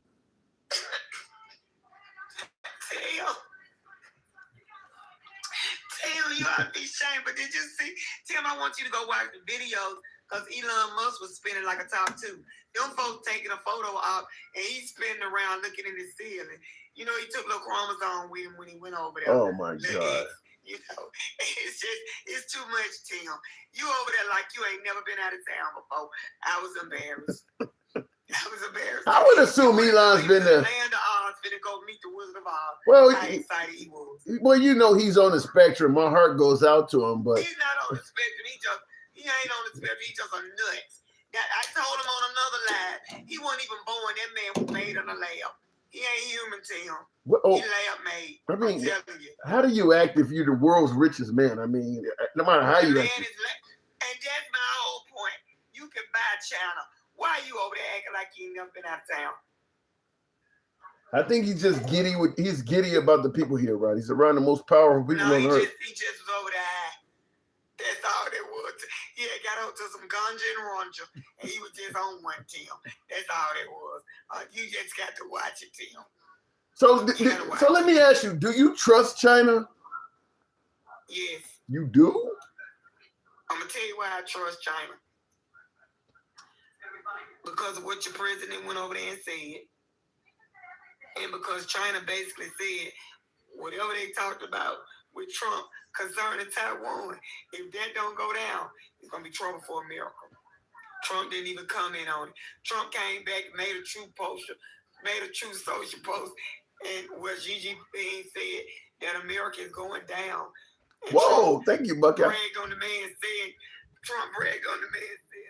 and then blame Biden for it. I said enough is enough. But let me ask you, do you think that do you think that we're gonna put Taiwan under the bus? Do you think because I mean we don't I think he already threw him under there.